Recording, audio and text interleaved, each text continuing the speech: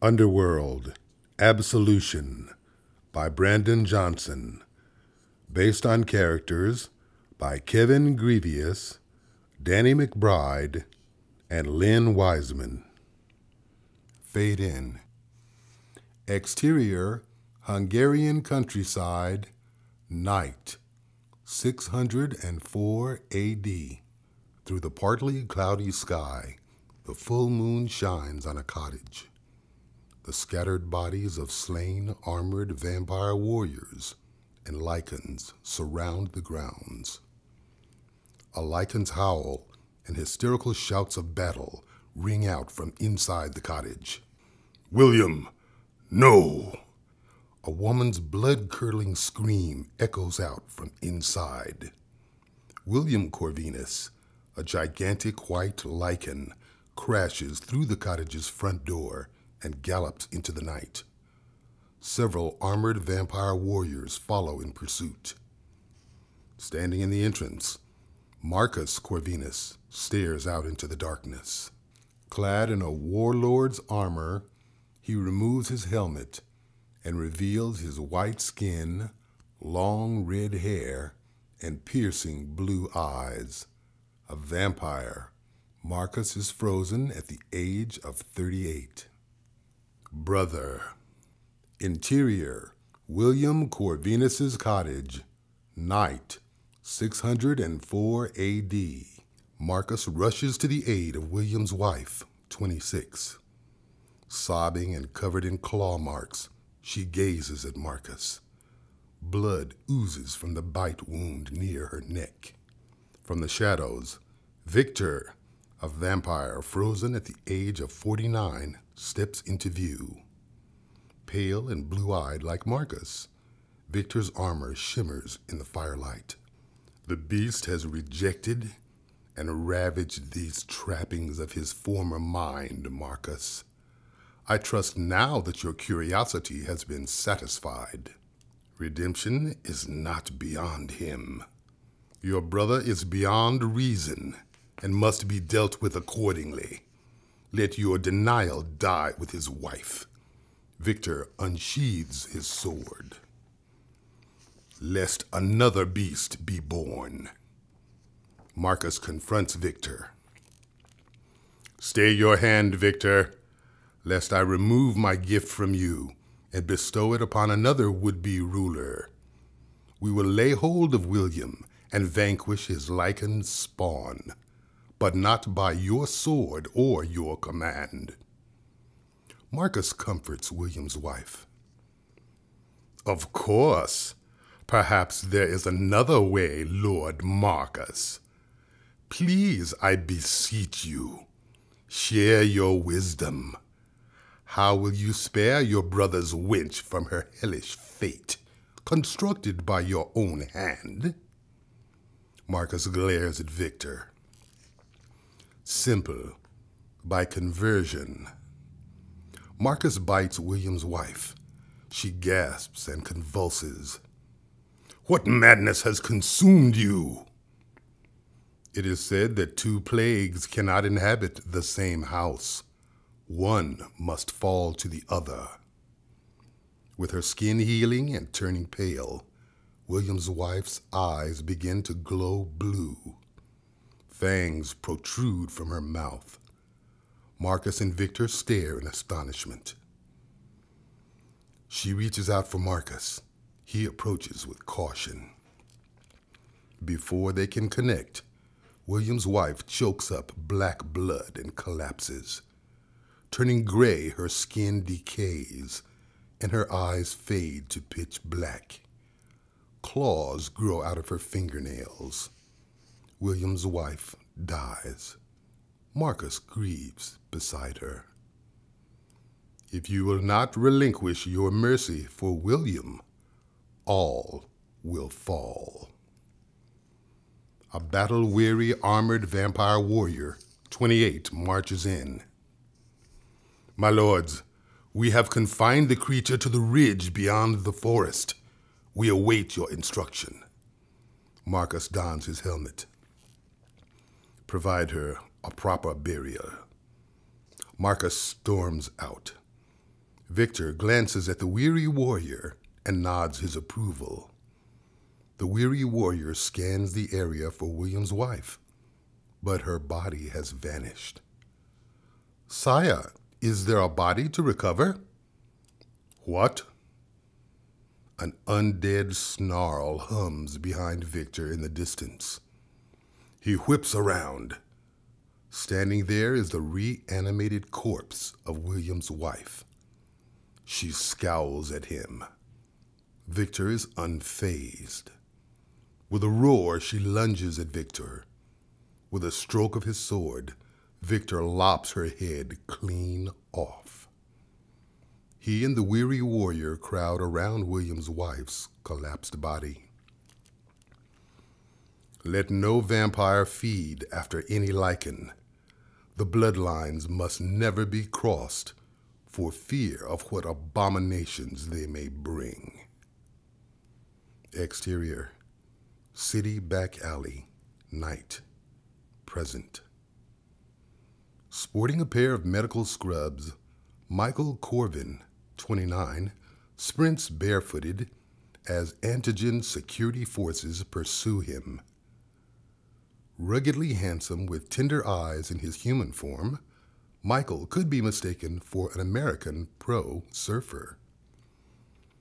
Dressed in matching security uniforms and still in their human form, the eyes of the Antigen security members are black as coal, with fangs protruding from their clenched teeth. Armed with pistols, they fire at Michael, but miss. Exterior, Antigen Labs rooftop, night. Celine, Eve, and David scan the city, searching for Michael. A helicopter hovers in and shines its spotlight on them. Pale, like all other vampires, Celine's skin-tight black leather garb wraps her sexy and toned frame. An Eastern European beauty, she is frozen in her early 30s. Gorgeous, with precocious eyes in her human form, Eve, age 12, is a spitting image of Celine and Michael. A white test subject lab uniform covers her slender physique. Frozen in his early to mid-20s, David is a vampire with the flair and fashion sense of a European male model. Interior, helicopter, moving, night. Armored in black military-grade SWAT gear, a task force pilot, 40, radios in. "Sir, we have visual." Exterior, Antigen Labs rooftop, night. Antigen security forces burst through the roof access door. The helicopter spotlight flashes on them. In darkness, Celine, Eve, and David leap off the edge of the building. Interior, helicopter, moving, night.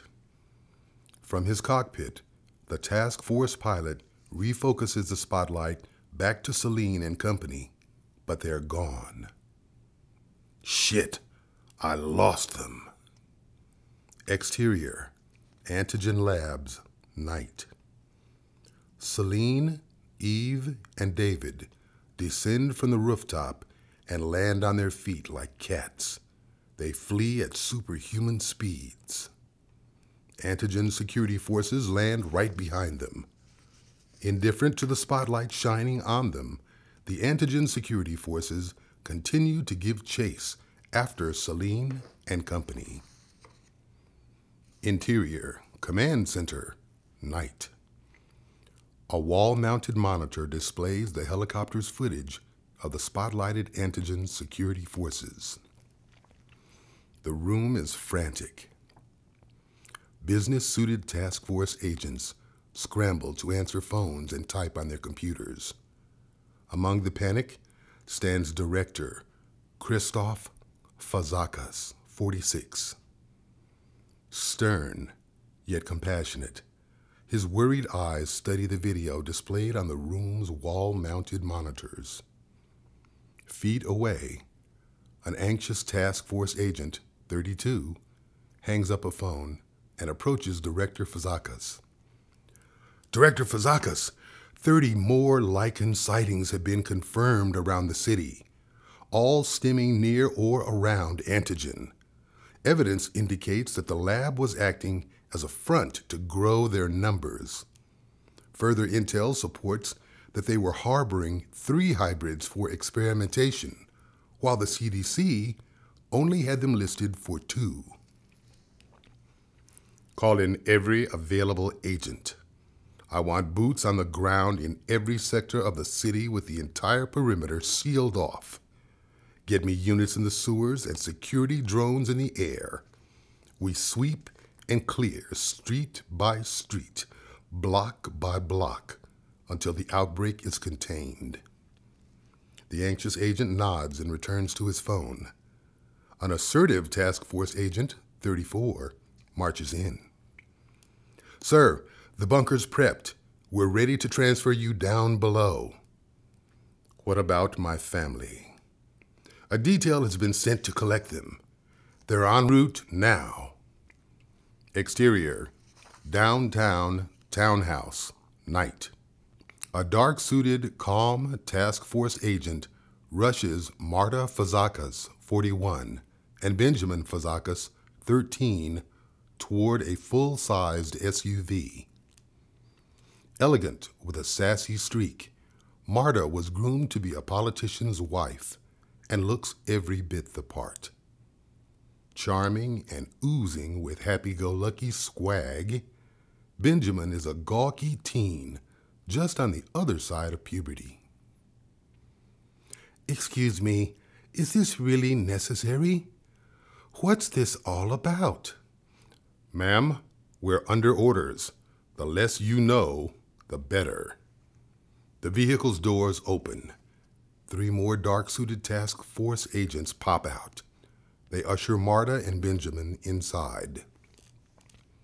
Exterior, city back alley, night. Antigen security forces continue to chase Michael. A bold Antigen security force member halts, draws his pistol, and fires wildly. A bullet connects with Michael's shoulder.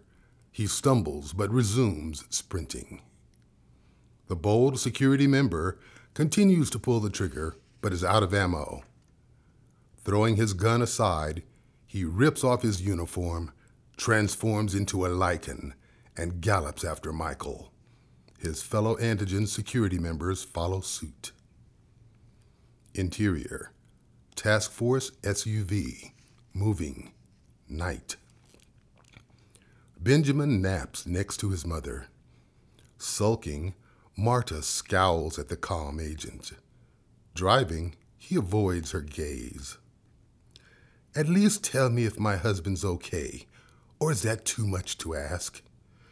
Ma'am, my orders are to... Benjamin yawns and rubs his eyes. During an imminent threat, protocol usually calls for all high-value targets to be moved to a secure location. And since we could be used as leverage against Dad, we're being moved too. So my guess is that he's just fine, right? Marta stares at Benjamin. Her eyes reflect her astonishment. The calm agent glances back at Benjamin and smirks. I can neither confirm nor deny. Michael runs in front of the SUV. It smashes into him, shattering the windshield. The impact jolts all of the passengers aboard. Scrapes cover the calm agent's face and neck. Blood trickles. The vehicle comes to a dead halt. Stay down. Exterior, deserted city street, night. The calm agent springs out of the wrecked SUV. Wounded, Michael lies near the rear of the vehicle. The calm agent flips Michael's body over and checks for signs of life. In the distance, lichen grunts and charging footsteps pulse out of a dark alley. The comm agent draws his pistol. The other task force agents exit the SUV and arm themselves. Guarding the vehicle, they stare into the darkness. Still hovering over Michael, blood seeps from cuts on the comm agent's face and neck. It drips into Michael's mouth. The comm agent radios in. "Command, we have a situation. Request immediate evac from Sector 7G. Possible hostiles inbound. The package has been compromised. I repeat, the package has been compromised." The comm agent's earpiece buzzes. "Understood. We have your location. Sending reinforcements." Cloaked in darkness, charging lichen footsteps draw closer. The eyes of the task force agents burn with anticipation.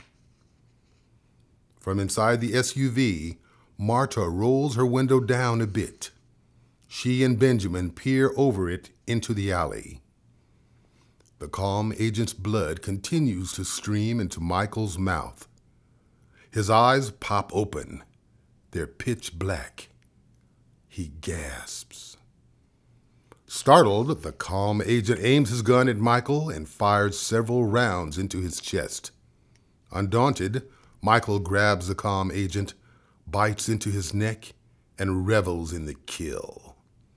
Before the rest of the task force agents can react, 3 lichens leap out of the dark alley and pounce on them. 2 more lichens ram into the SUV, flipping it upside down. Inside the vehicle, Marta and Benjamin panic and scramble to get out, but the doors are jammed. Dropping the comm agent's corpse, Michael rises in his vampire-lichen hybrid form.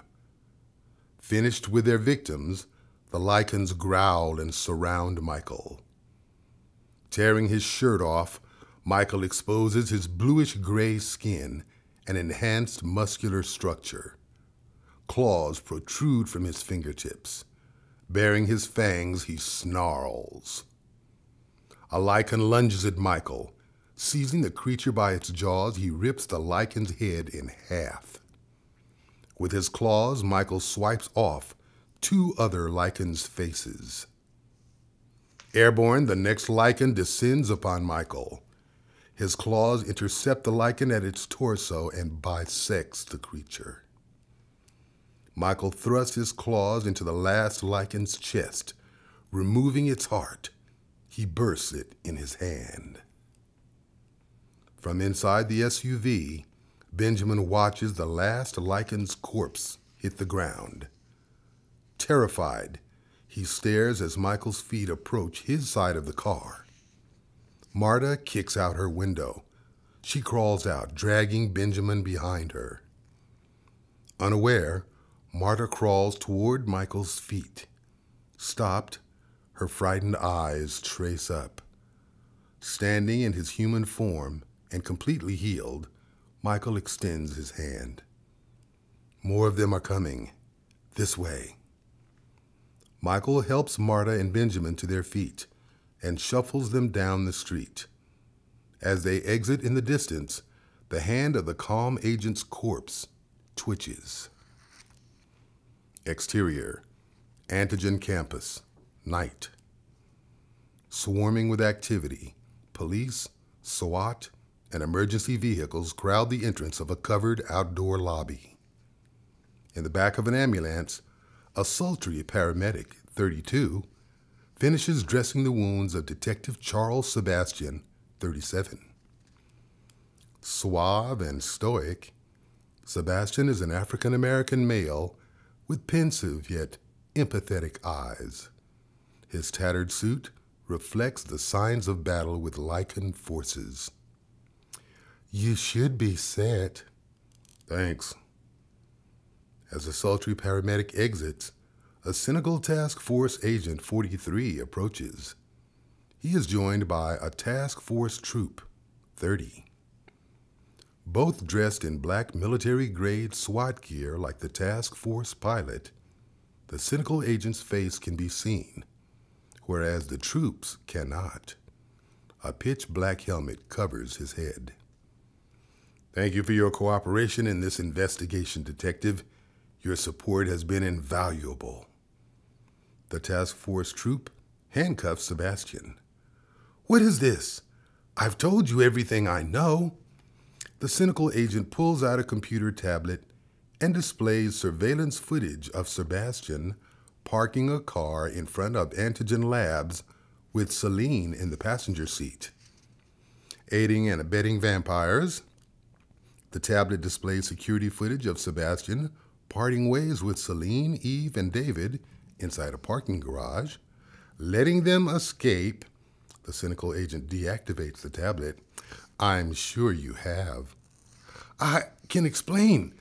The situation was no need, Detective. There's only one more thing I need from you. Help us apprehend the hybrids, and I may let you walk away from this. You mean as bait? Think of it more as insurance. Exterior. City back alley. Night. Celine, Eve, and David outrun lagging Antigen security forces. A telepathic vision flashes in Eve's eyes. Exterior. Deserted city street. Night. Eve's vision. From Michael's perspective, he shepherds Marta and Benjamin as they hobble further down the road. Exterior. City back alley. Night. Eve snaps out of her trance. I can feel him. He's close. Exterior. Deserted city street. Night. Exiting the alley, Celine, Eve, and David reach the wrecked task force SUV. David confiscates assault rifles from the dead task force agents as Celine and Eve continue forward. Several yards away, Michael continues to escort Marta and Benjamin down the road. Celine spots them in the distance. Michael! Hearing her, Michael pauses and turns back. Celine? Michael! Celine runs to Michael. They embrace and kiss. How far are they behind you? Before Celine can speak, a helicopter spotlight shines down on both of them. David and Eve join the rest of the group. David tosses a weapon to Celine and takes off his jacket, giving it to Michael. Out of the alley near the wrecked SUV, a dozen Antigen security members spring out onto the street. Another helicopter spotlight still illuminates them. Task Force SWAT vehicles pull up, blocking off both ends of the street. Task Force troops pour out. With their rifles drawn, they march in. A standoff ensues between all parties. Sorry about this. David grabs Marta and holds her hostage. She screams. Mom! Let her go. Now. Celine snatches Benjamin and takes him hostage. Celine, we're better than this. I'm afraid we're out of options. Meaning what exactly? Kidnapping? Killing the innocent? It's either us or them. Conflicted, Michael stares into Benjamin's watery eyes. Yards away, a mid-sized sedan pulls up behind the barricade of task force troops. The cynical agent hops out. Still restrained, Sebastian remains in the back seat. A focused task force troop 32 reports in. Sir, Delta Unit has the Lycans contained in the rear. We spotted the hybrids in the group just up ahead. They have the package. The cynical agent radios in. Echo and Foxtrot units move into position. Block the alleys and seal them in tight. The cynical agent taps on Sebastian's car window. You're up, detective. Showtime. Exterior, Vagrant Alley, night. Drug paraphernalia, trash, makeshift tents, and cardboard boxes used as shelter line the street. Armed task force troops sneak through. The Echo Unit Leader 31 radios in. Roger that. Echo Unit out. The Echo Leader's radio buzzes. Charlie Unit, this is Foxtrot. We read you loud and clear. Over. Yards ahead, the Echo Leader spots the hunched silhouette of the calm agent.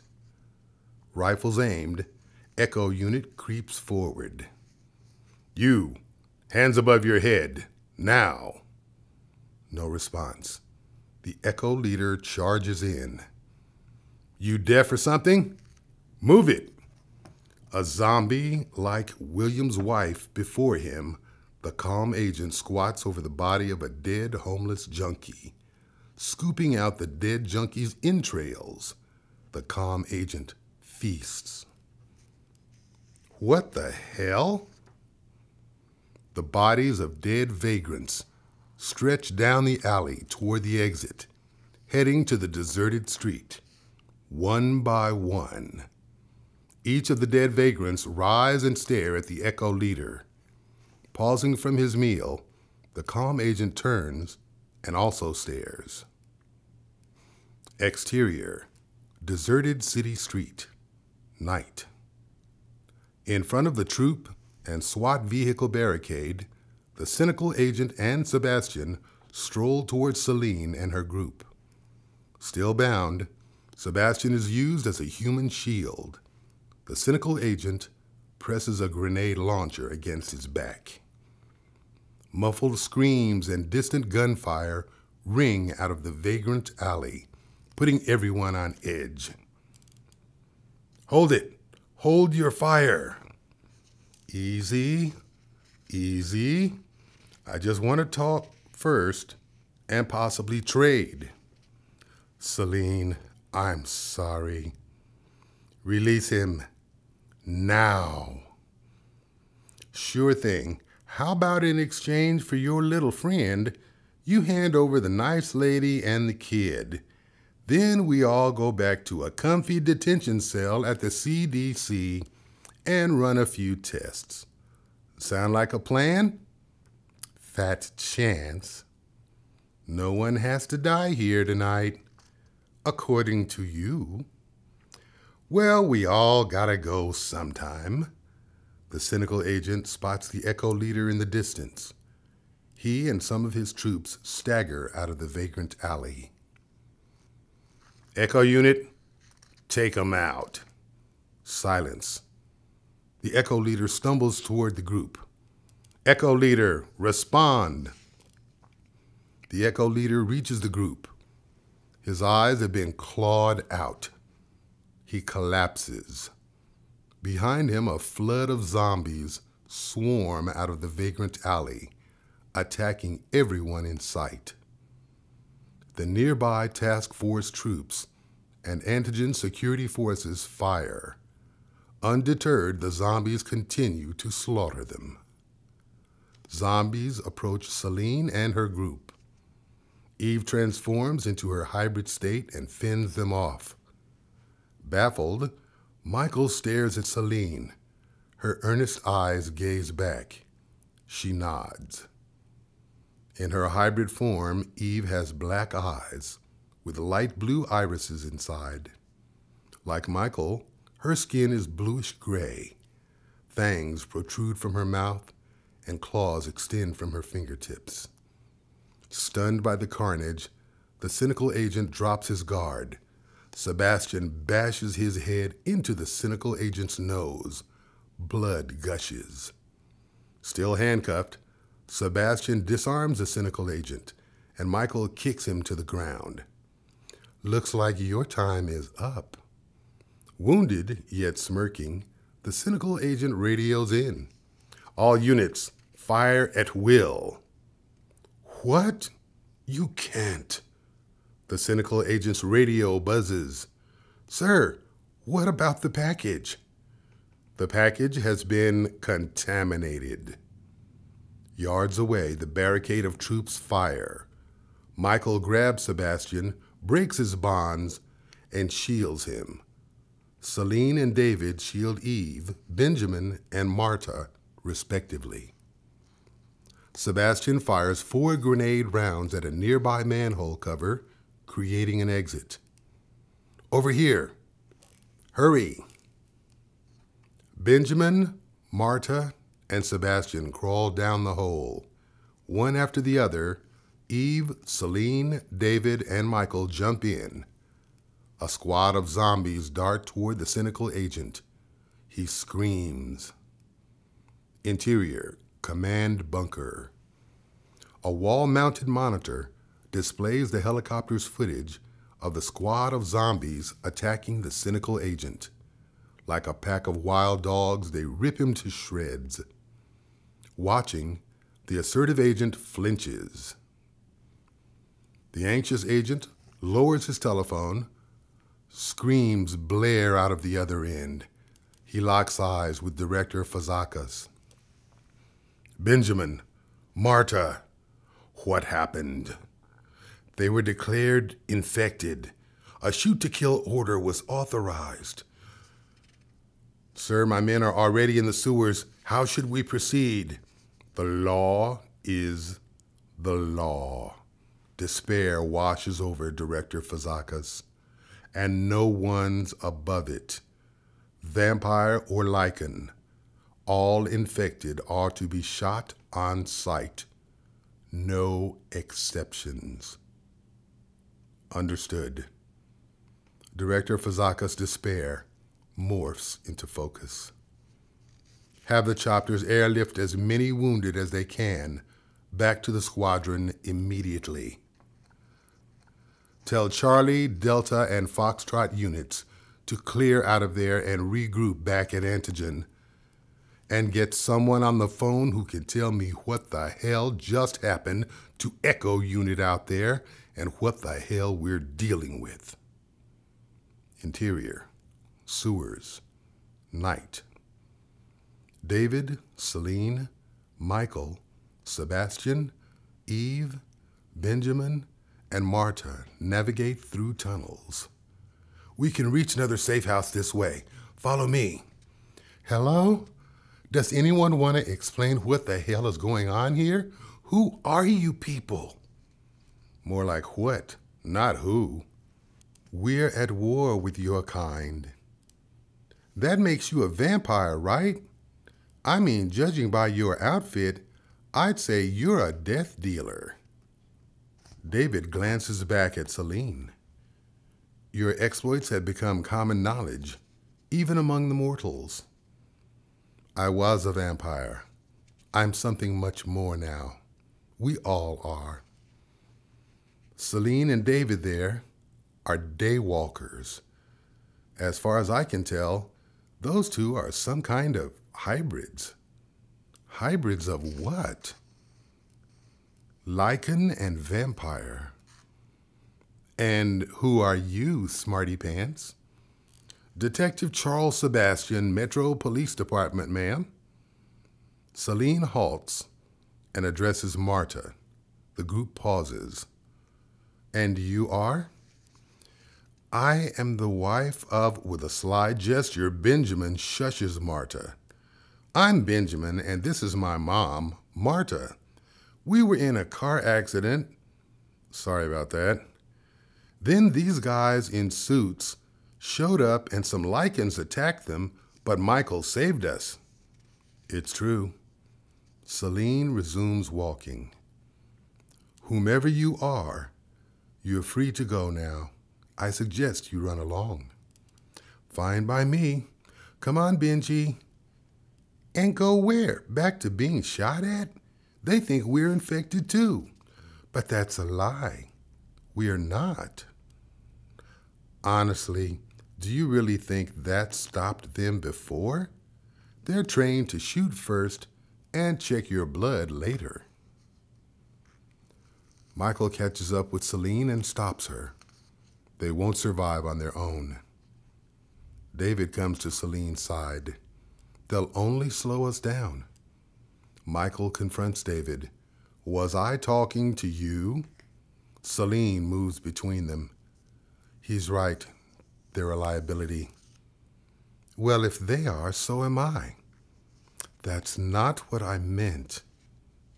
Then prove it. Celine's eyes study Marta and Benjamin. She resumes walking. Don't fall behind. Interior, subterranean passageways, night.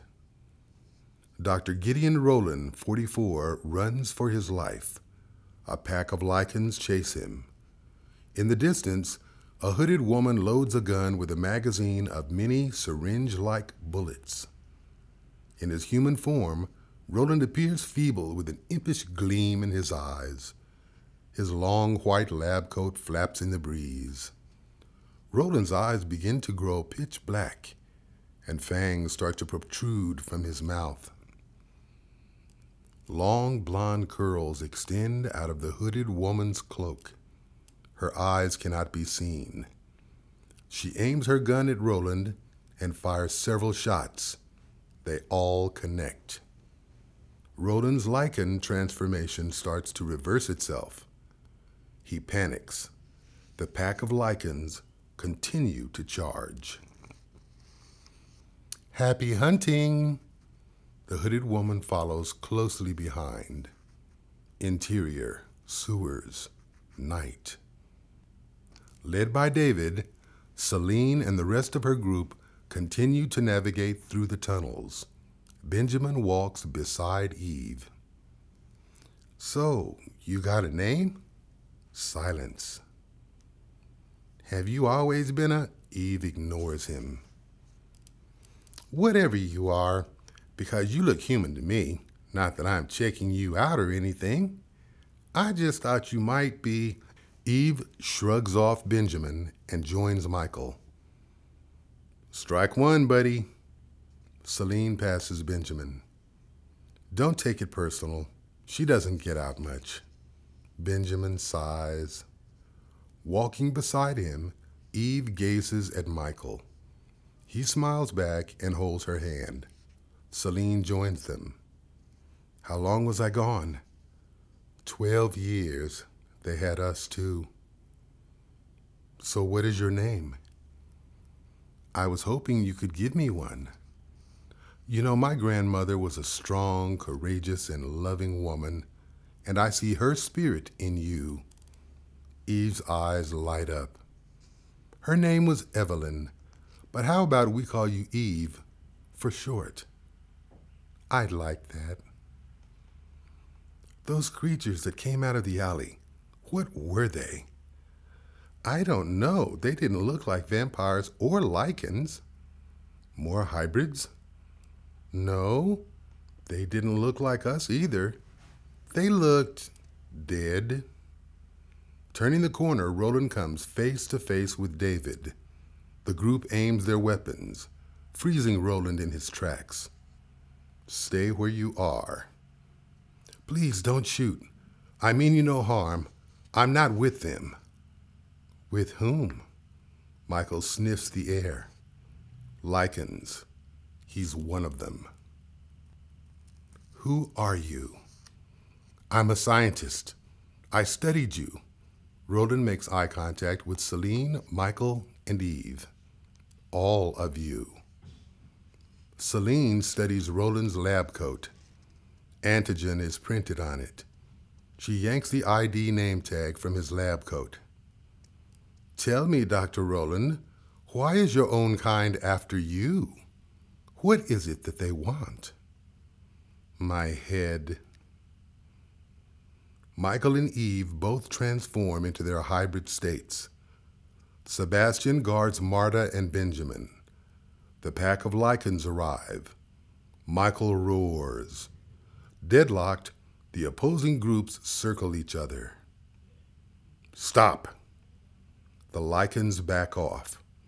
Walking through them, the hooded woman carries a robe made out of a patchwork of material. Following the hooded woman in her lichen form, Isis, 32, steps into view. Morphing back into her human state, Isis struts. Defiant and brash, with a hint of royalty, Isis is an exotic and athletic beauty. Completely nude, the hooded woman covers her caramel brown skin with the robe. The hooded woman removes her cloak, revealing herself to be Erica, a vampire frozen at the age of 27. Seductive with calculating eyes, she sports an opportunistic smirk. "Hello, Celine. It's been too long." "Erica? Who is this that addresses my queen in such a common manner?" "Queen?" Erica caresses Isis, calming her. Like Craven, I sympathized with Lucien's vision of a union between the Lycan and vampire clans. After escaping Marcus's wrath and surviving the purges, I sought sanctuary among the other covens. Erica glares at David. And when my own kind rejected me, I found solace with a new home. Erica cozies up to Isis. They kiss. David turns away in disgust. Shocked, Marta covers Benjamin's eyes, but he peeks through. Surprised, Michael stares. His eyes reflect intrigue.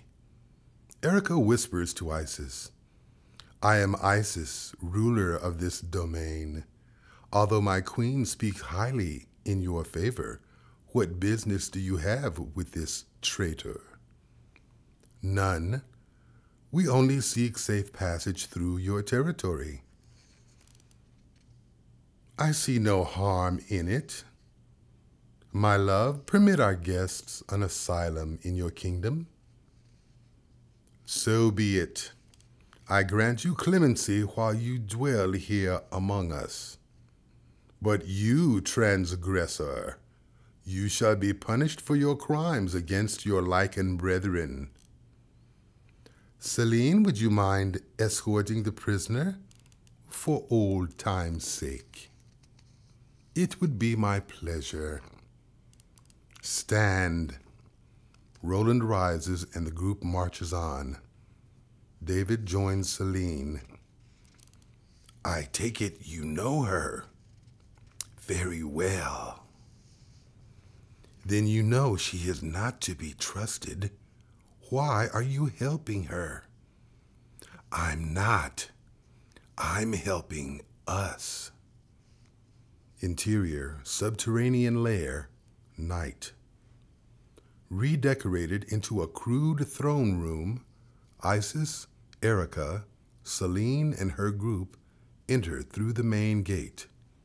In their human forms, Lycan survivors crowd the area. Dusty, malnourished, and draped in dingy rags, the Lycan survivors bow as Isis and Erica pass by. They eyeball Celine and her group, especially Marta and Benjamin. A worried Lycan survivor, 31, tunes into a radio broadcast. Along with the massive Lycan outbreak, the CDC reports that a new, unknown viral infection has engulfed downtown sections of the city.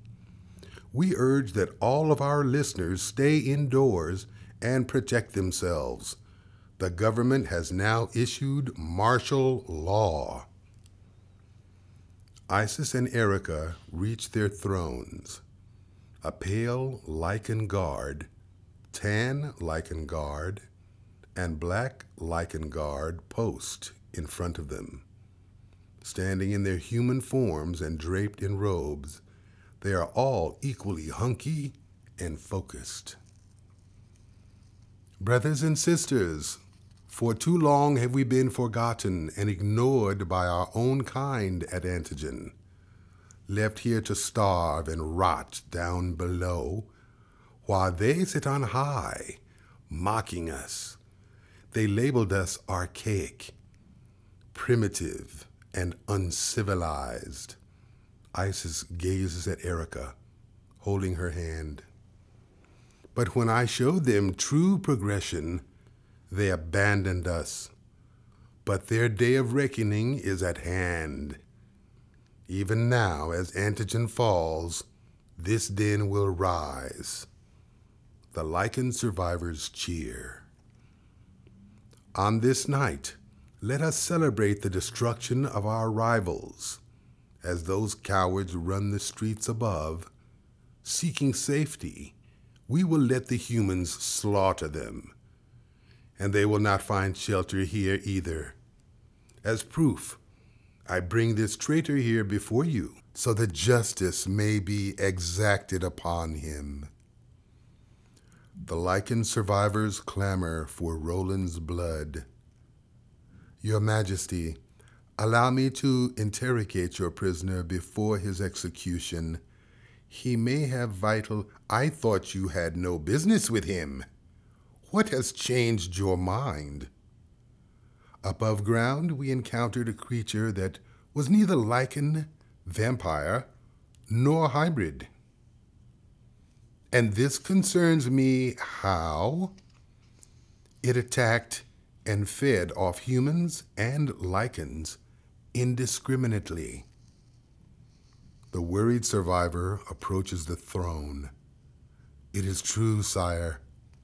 The worried survivor points to his radio. I heard it just now.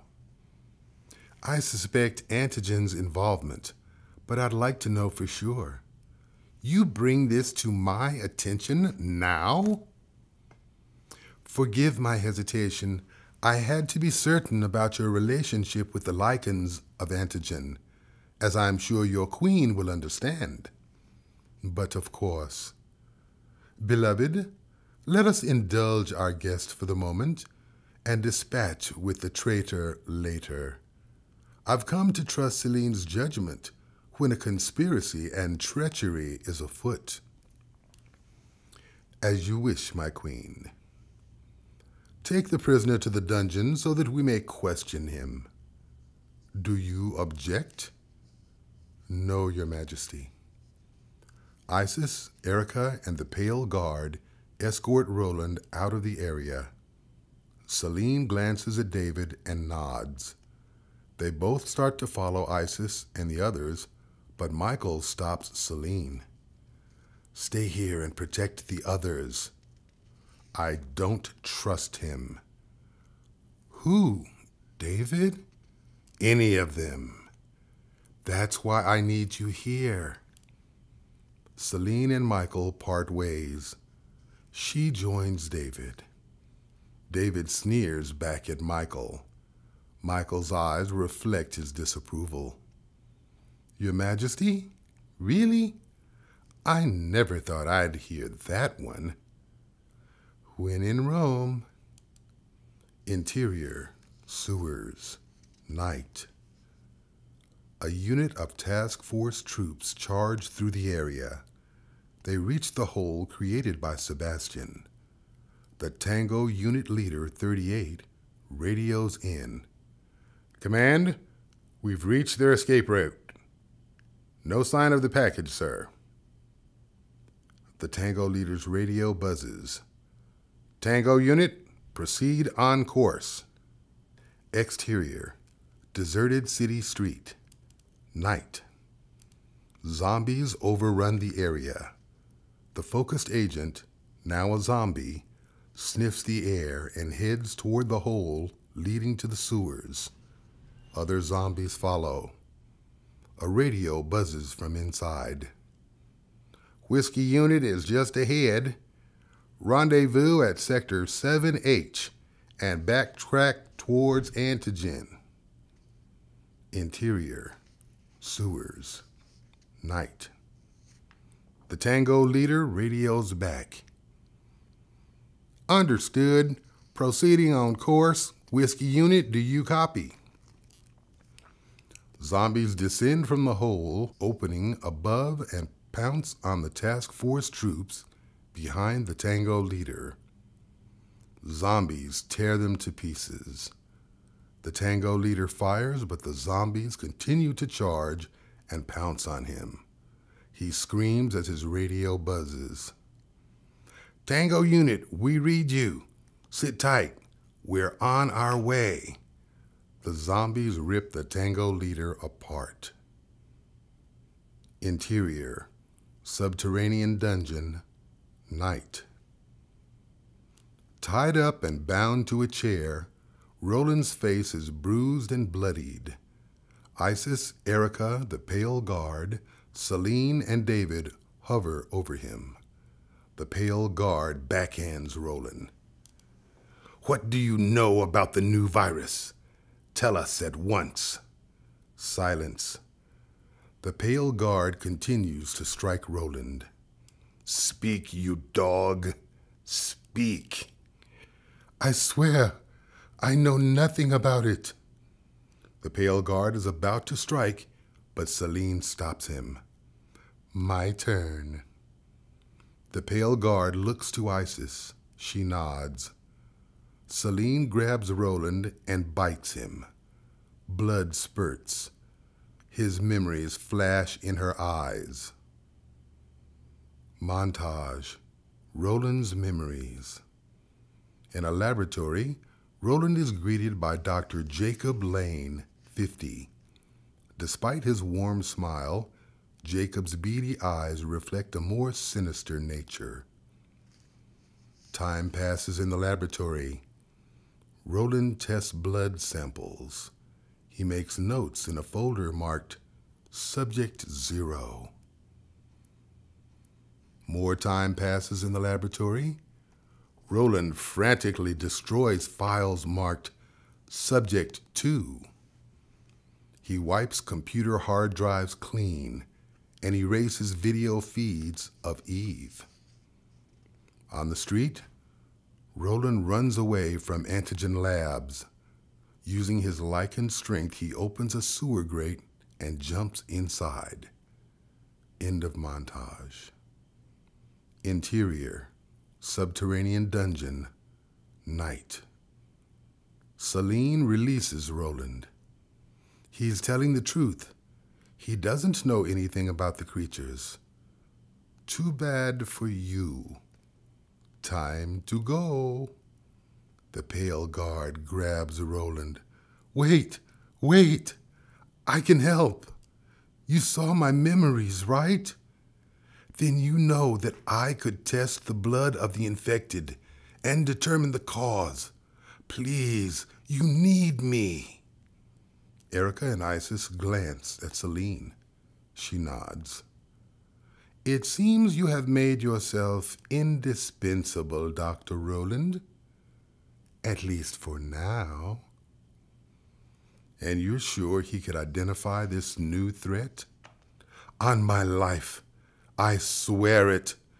However, to even begin, I would need a lab, equipment, and a live specimen. I will afford you the necessary equipment to conduct your test. I should like to see one of these infected for myself. Gather our weapons and have the other guards watch the prisoner. What do you say, my dear? Up for another hunt? A wicked smile grows on Isis' face. Interior, subterranean lair, night. Michael keeps watch over the remaining group. Huddled together, Sebastian and Marta keep each other company. How much longer is this going to take? I don't know, but I'm sure they're doing everything they can. Is it me, or does it look like the natives are getting restless? Hunger gleams in the eyes of the lichened survivors, but Michael's cold stare keeps them at bay. If things go south, do you think they can protect my son? If not, I'll die trying, ma'am. You have my word. Sebastian confronts Marta. A few feet away, Benjamin sits next to Eve. She stares off into the distance. I'm sorry about what I said earlier. My doctor says that I have a chronic case of awkwardness. Benjamin waits for Eve to laugh, but she doesn't. Not much of a sense of humor either. Strike two. Look, I understand if you don't want to talk. I'm just trying to make the best of a bad awkwardness. What does that mean? Is it like some sort of disease? Well, no. It just means I have a difficult time interacting with people in most all social situations. Most people usually write me off as a freak, so I really don't know how to act around them, especially around beautiful girls like yourself. You think I'm beautiful? Even after you've seen what I really am? Actually, I think it's kind of cool. Eve blushes. Do you have, like, other superpowers? Can you, like, fly or turn into mist or stare someone into a submissive trance? Or, like, Eve heads toward Michael but looks back at Benjamin. You know, you'd be a lot cuter if you didn't talk so much. Eve smiles and then joins Michael. Sebastian glances at Benjamin and gives him a nod. Benjamin smiles. Interior, sewers, night. Armed with their rifles, Celine and David lead the group. With a sword attached to his hip, the pale guard carries an animal release catchpole. Isis and Erica carry swords. Stick close. Nice weapon. You plan on calling them a bad boy and stuffing them into one of the kennels? Watch it, boy. Hold your tongue or I'll use it on you next. Enough, you two. Wait. Listen. Smacking and slurping sounds come from around the corner. Over there. The group rounds the corner. A lone Antigen security force zombie, 28, feeds on a dying task force troop, 34.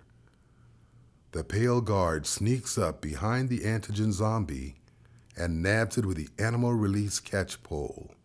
The creature struggles. Let's have a look at it.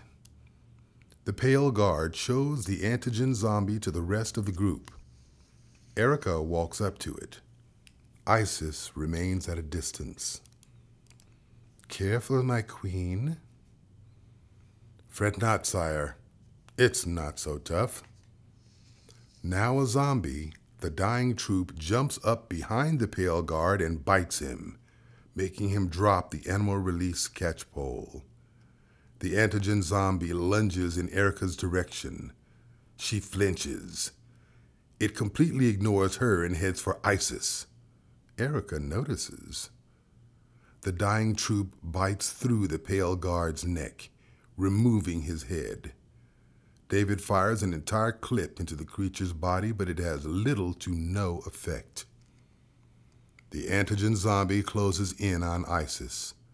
She draws her sword, letting the creature run right into it, piercing its chest.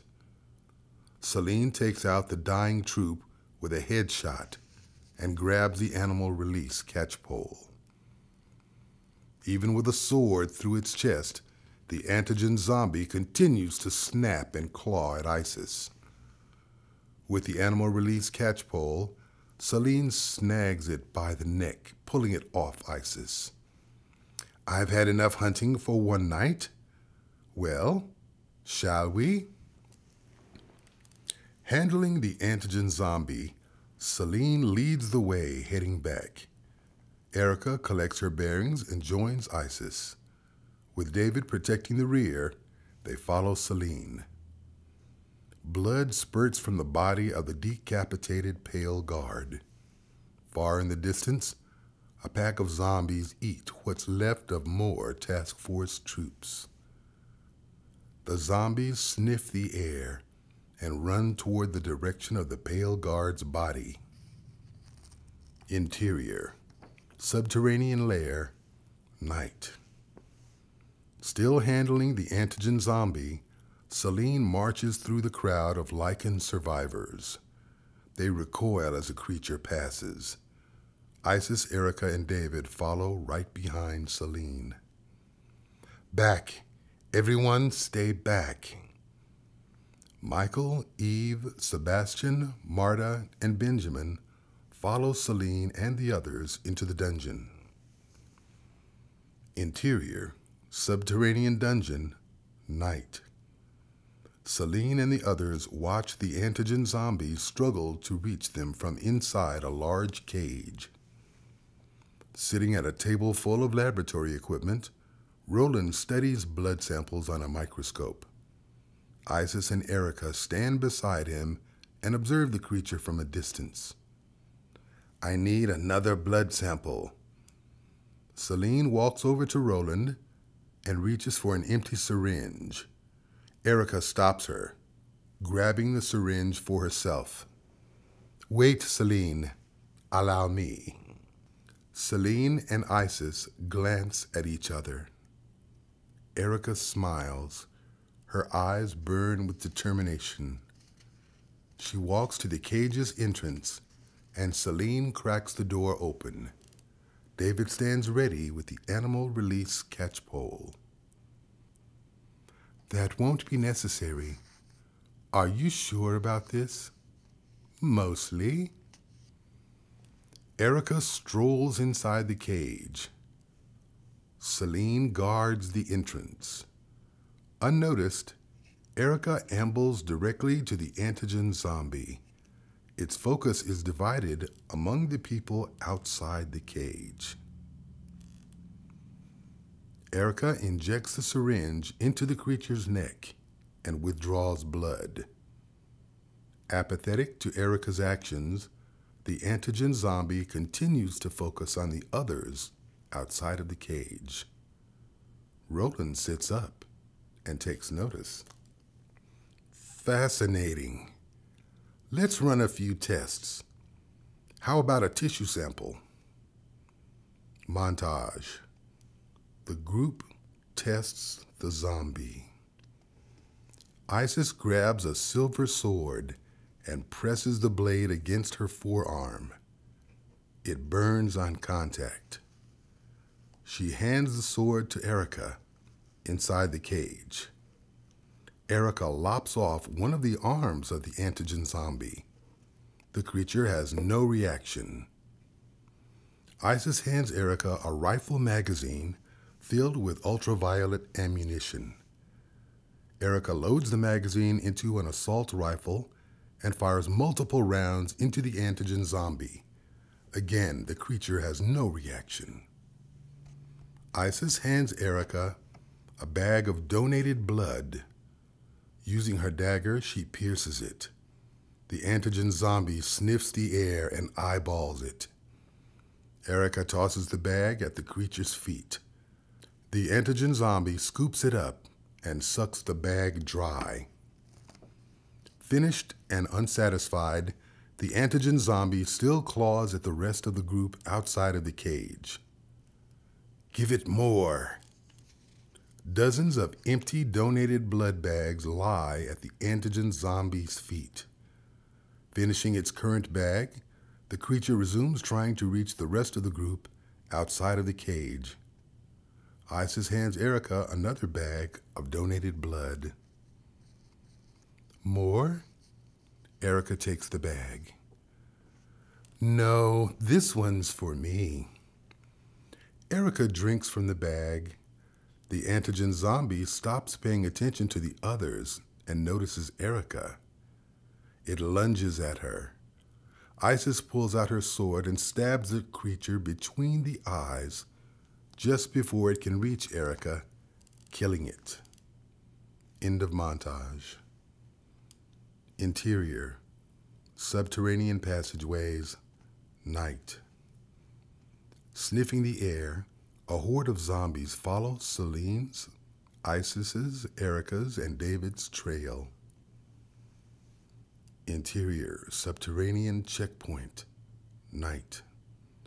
A cautious lichen guard, cocky lichen guard, clever lichen guard, calm lichen guard, and cowardly lichen guard stand watch. All in their mid-30s, the lichen guards are equally buff in their human forms and armed with assault rifles. The cautious guard sniffs the air. You smell that? What is it? It smells like something died. Several yards away, a horde of zombies turn the corner and charge at the lichen guards. With the cocky guard out front, they move into an attack formation and aim their weapons. Light them up, boys. The lichen guards fire their rifles at the zombie horde. Some of the zombies fall, but more replace them. Enough of this shit. The cocky guard drops his rifle and transforms into a lichen. Wait! Stop! Now in his lichen state, the cocky guard dashes into the tip of the zombie horde. Using his claws, he easily hacks and slashes his way through. Moving deeper into the horde, the cocky guard quickly becomes overwhelmed and is torn apart. The cautious guard, calm guard, and clever guard resume firing, while the cowardly guard watches in horror. Back in its human form, the head of the cocky guard rolls, stopping at the cowardly guard's feet. He panics. Interior, subterranean dungeon, night. Celine and company crowd around Roland at his research table. So what else can you tell us? The creature has elements of both the vampire and the lichen viruses in its blood. But this is something completely brand new. The closest thing I've seen to this were in 2 other cases back at Antigen. Roland stares at Michael and Eve. And both of them were hybrids. Celine, Michael, and Eve are speechless. After everything you and Antigen have done to this poor girl, you see fit to lay blame on her? No, not the girl. The group stares at Michael. Subject 2's blood has a higher percentage of the vampire virus, followed by the Corvinus strain, making the lichen virus the least. But Subject 0's blood is a perfect balance of all 3. He is a complete and pure hybrid. Michael's eyes reflect a new understanding. I'm sorry, what does this mean? It means I'm responsible. What? How? At the car accident, there was a guy with a gun. He shot at me. I killed him in self-defense. But how is this possible? Whenever a lichen and vampire feed off the same prey, it dies instantly and does not return. Normally this is true, but having both viruses equally injected into the bloodstream by a person carrying the Corvinus strain seems to yield some interesting results. So then we're just dealing with more hybrids, right? Not exactly. Sure, it seems immune to silver and sunlight with heightened senses and strength, but it shows no reaction to any kind of pain or physical damage. And despite its insatiable hunger for blood, its body never heals itself. Instead, it seems to be stuck in a frozen state of decay. It displays no signs of cognition, language, or emotion. It is purely single-minded in its quest for food. Just like a zombie. The group stares at Benjamin. A what? You know, like the Resident Evil games, the Walking Dead TV show? Benjamin glances at David. Help me out here. In the past 12 years, humans have become obsessed with the idea of their dead coming back to life and feasting upon them. So much so that they've saturated these zombies in every facet of their popular entertainment. They get shoehorned into everything nowadays, don't they? How does one kill a zombie? Well, in the movies, the only way is either by decapitation or destroying their brains. But if you get bit by one, you're screwed because you'll turn into one next. Zombies, Benji? Isn't that a little far-fetched? 12 years ago, no one thought these guys existed either. What happens if I'm bitten? Most likely nothing. I mean, technically speaking, you're already dead, and the zombies require living blood cells to sustain themselves. Is that why it didn't attack her until she fed? That would be my guess. But we, on the other hand, aren't so lucky. Because we're living creatures, we're vulnerable, as are you. And what of the hybrids? Are they prone to this infection as well? The Corvinus strain gives them amplified living blood cells, so zombies will be drawn to them and attempt to feed. But the virus may have no effect on them either, and that may be the key to stopping it. But how? Roland glances at Celine. Out of the three of you, she has the highest concentrated percentage of the Corvinus strain in her body. But what's a Corvinus strain?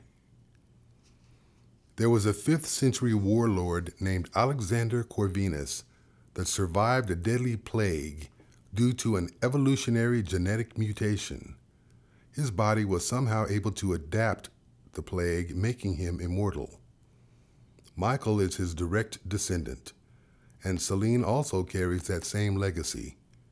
This could work. If you can get me back to Antigen, I can isolate the strain and create a vaccine for this virus. Isis, we need you on this. Will you help us? My den and I have no stake in this. It is a concern for the surface world, not here. We will stay. This virus is highly contagious and won't take long to spread. For all we know, the whole city may already be infected. You just found this one down below. How much longer do you think it'll take before the majority of them follow and come looking for food here? Our walls and gates are fortified. My people have survived countless wars, both purges and Antigen, and we will also survive this. If we don't do something tonight, this thing could go global. And with all of the humans dead, what will you eat then? They have some very compelling arguments. It would seem that the future of all of our species hangs in the balance. Please, my love, reconsider for me. Silence. You guys, I got this. The group gives Benjamin perplexed stares. Your Highness, or whatever, if I may, what if I helped you put a stop to the government's pursuit of all vampires and lichens tonight? Isis's amused eyes focus on Benjamin. She smirks. It's not wise to tout a beast with promises that you cannot fulfill, boy. Besides, I have already... My last name is Fazakas. Benji? What? Is that name supposed to mean something to us? Hold on, as in Christoph Fazakas? Who's that? He's the director of the Infected Persons Joint Task Force. The person responsible for both purges and the current war on vampires and lichens. And he's my father. Look, get me, my mom, and the vaccine to my dad at the CDC, and we can stop this whole zombie mess, possibly end the war. How do you know he isn't already dead or worse? Before the car accident, he was taken to a secure bunker below the CDC. That's where we were heading when we ran into Michael. What happened to us not being used as leverage against your dad? Desperate times, Mom. So what do you say? Guards. The tan and black guards enter and report to ISIS. Open the armory. Our guests are welcome to any weapon they like. We march on Antigen this night. Interior, subterranean lair, night. In his human form, a caring lichen guard 31 stands watch at the main gate.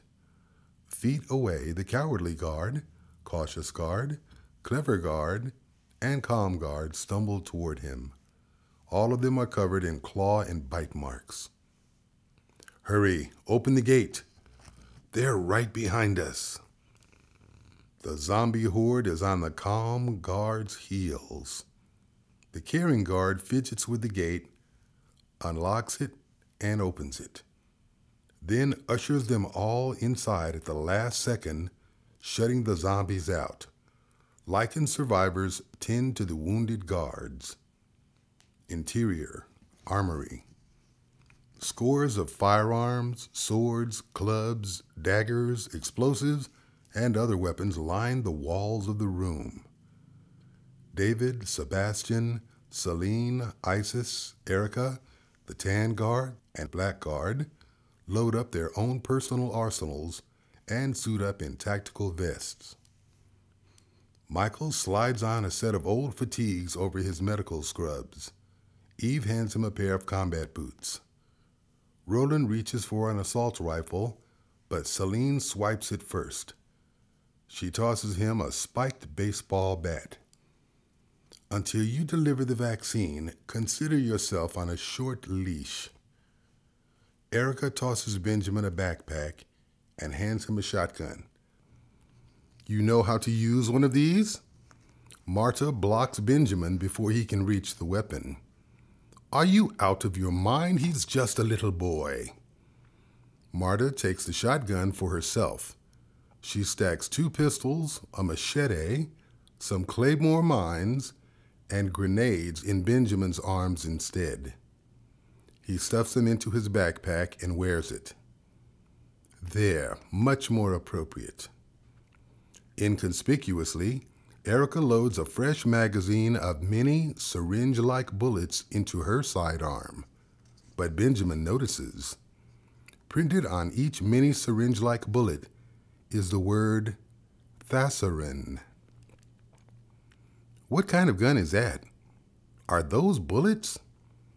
They're for a special occasion. The sound of manic shouts ring out in the distance. The entire group rushes out of the room. Interior, subterranean lair, night. Led by Isis, the group charges in and surveys the panic. The zombie horde presses against the sealed gate, causing it to flex. Lichen survivors continue to tend to the lichen guards. They're dying. They're all dying. Isis approaches the worried survivor as he comforts the cautious guard. The cautious guard coughs up black blood. What is this? Those things. They attacked us at the checkpoint and followed us. Roland studies the bite marks on the cautious guard's body. You have served this den with honor, and your name shall forever be. Roland buries his spiked bat into the skull of the cautious guard, killing him instantly. The tan guard and black guard restrain him. Isis grasps Roland's throat. It had to be done.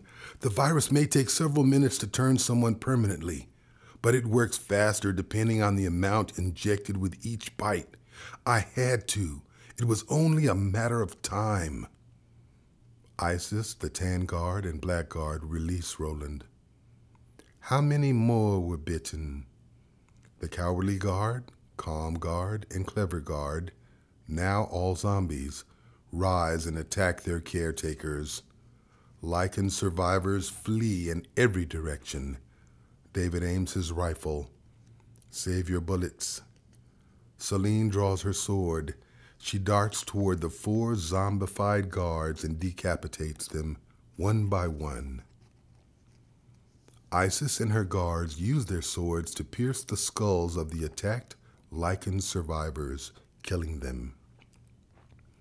Is there another way out? Afraid not. All of the other exits have been blocked. Our shortcut to Antigen lies beyond that gate. So what now? Then there's only one way. Open it.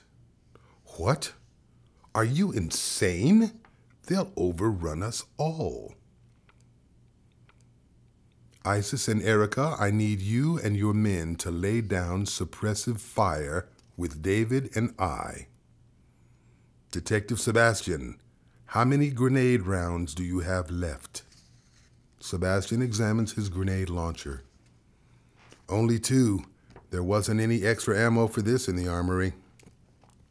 Once we thin the number pouring in through the gate, use them both and provide me some extra breathing room. Then I'll move in. You got it. What are you planning? I'll draw as many of them as I can down the tunnels and detonate a charge. Once we've cleared the gate, head for the surface. If they follow you, do the same. Celine tosses David an explosive charge and remote detonator. I'll meet you up there. The group nods in agreement. Celine, David, Isis, Erica, the Tan Guard, and Black Guard form an attack formation. Do it. The Caring Guard slides open the main gate. Zombies charge in. Celine and her firing squad take down all the entering zombies with headshots, but more remain in the distance. Now. Sebastian fires grenade rounds through the main gate, blowing a group of zombies to bits. Celine slings her assault rifle to her body and draws a sword. She sprints through the zombie horde, slicing off their heads as she passes through. Interior, subterranean passageways, night. Celine sprints so fast that she runs up the wall of the tunnel to its ceiling. Still slicing the skulls of zombies, she runs over the entire horde from the ceiling and reaches the other side of them. Using her sword, Celine slices her own hand. Blood trickles. The remaining horde sniffs the air and faces towards Celine. Is this what you want? The zombies charge after Celine. She runs slow enough for them to chase her down an adjacent sewer tunnel. Interior, subterranean layer, night. Zombies clear the tunnel in front of the main gate. Now's our chance. Follow me. The group heads toward the gate. David offers Michael a pistol. Michael gives David a snide glance in return. I can take care of myself. Well, if you're close enough to use your bare hands on them, they're close enough to do the same. David smirks. Think about it, mate. Begrudgingly, Michael accepts David's pistol. Interior, subterranean passageways, night. Led by Isis, the group exits the main gate. The Caring Guard seals it shut behind them. The group sneaks through a crowd of motionless zombie carcasses. Crawling on the ground, a bisected zombie creeps up to claw Marta, but David shields her and is scratched instead. Near the front of the group, Erica throws a silver-bladed dagger into the bisected zombie's forehead, killing it. She strolls to the rear of the group, kneels to retrieve her dagger, and notices the scratch on David's back thigh. "Do you require assistance, David?" David covers his wound and glares at Erica. "I'll survive." Removing her dagger from the bisected zombie's forehead, Erica notices that the blade scorches the flesh around it. She touches the tip of the blade on the zombie's face, and it burns the creature's skin on contact. "But thanks for your concern." Erica touches her blade on another nearby motionless zombie's skin. Nothing happens. She smirks. Better still, Erica rises and marches behind David as the group moves on. Vampires should look after their own kind. David scowls. Interior, sewers, night. The group rounds the corner of the adjacent tunnel. At the opposite end, zombies chase Celine. Blood drips from David's wound and hits the ground. The tail end of the zombie horde sniffs the air and catches the blood's scent. Half of the zombie horde splinters off and dashes toward David and company. "Everyone, run!" David and the group bolt down the tunnel. There's an exit just up ahead. Isis reaches a ladder, climbs up, punches the manhole cover out of its socket, and climbs out. Except for David, the rest of the group follows closely behind her. Climbing, Eve glances back at David. Zombies gain on him. David plants his explosive charge at the base of the ladder and climbs up just before the zombies can reach him.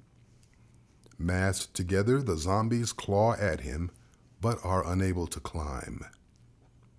At the other end of the tunnel, Celine has a telepathic vision of David planting his charge through Eve's eyes.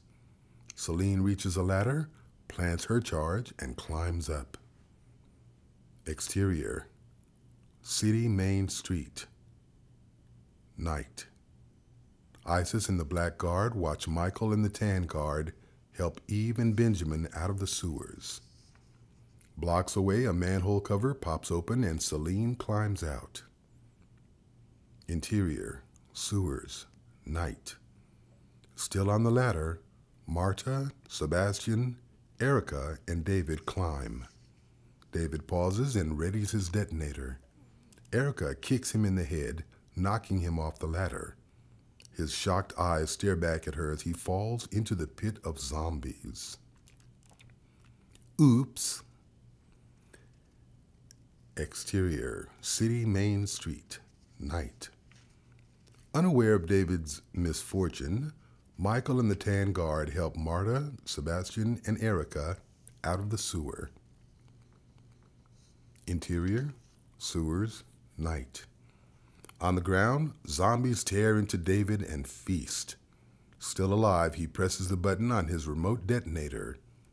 A blinding white flash and explosion incinerates them all. Exterior, city main street, night. The ground shakes as a loud boom blasts out of the manhole, followed by a gust of air and fire. David, no! Michael restrains Eve. Still blocks away, Celine hears the explosion and feels the street rumble. She triggers her remote detonator, causing another underground explosion. She rushes toward Isis. Let's move while we have the... Where's David? Michael locks eyes with Celine and shakes his head. The rest of the group hang their heads in silence. Eve sobs. Celine confronts Isis. What the hell happened to him? What did you... Erica steps in front of Isis. A creature attacked him down below. Marta steps forward. It's true. He saved my life. By the time we reached the ladder, he had already lost so much blood. He slipped off the ladder and fell. He sacrificed himself. Erica moves to comfort Celine. And died a hero. Celine rejects Erica and storms away from the group. Alone, she cries. Sebastian rushes to Celine. Michael consoles Eve while watching Celine in the distance. Did she and David have something going on behind your back? Eve shouts at Erica, "It wasn't like that." Not now. My mistake, just a question. Michael's eyes reflect his pondering of Erica's suggestion. Sebastian catches up to Celine. Celine, wait. She continues to walk. It wasn't your fault. Celine stops and faces Sebastian. How would you know? It was my plan. What if it was my fault? All of this. And what if something happens to you on my watch? Then I'll die on my own terms and expect you to carry on in my name, just as David did. I know we got dealt a very shitty hand here, but Antigen's only a couple more blocks ahead. We've come too far to back out now. Pull it together because we need you. Help us finish this. Celine wipes her tears and collects her bearing. She and Sebastian walk back toward the group. So death dealers can cry, Celine chuckles, and laugh too.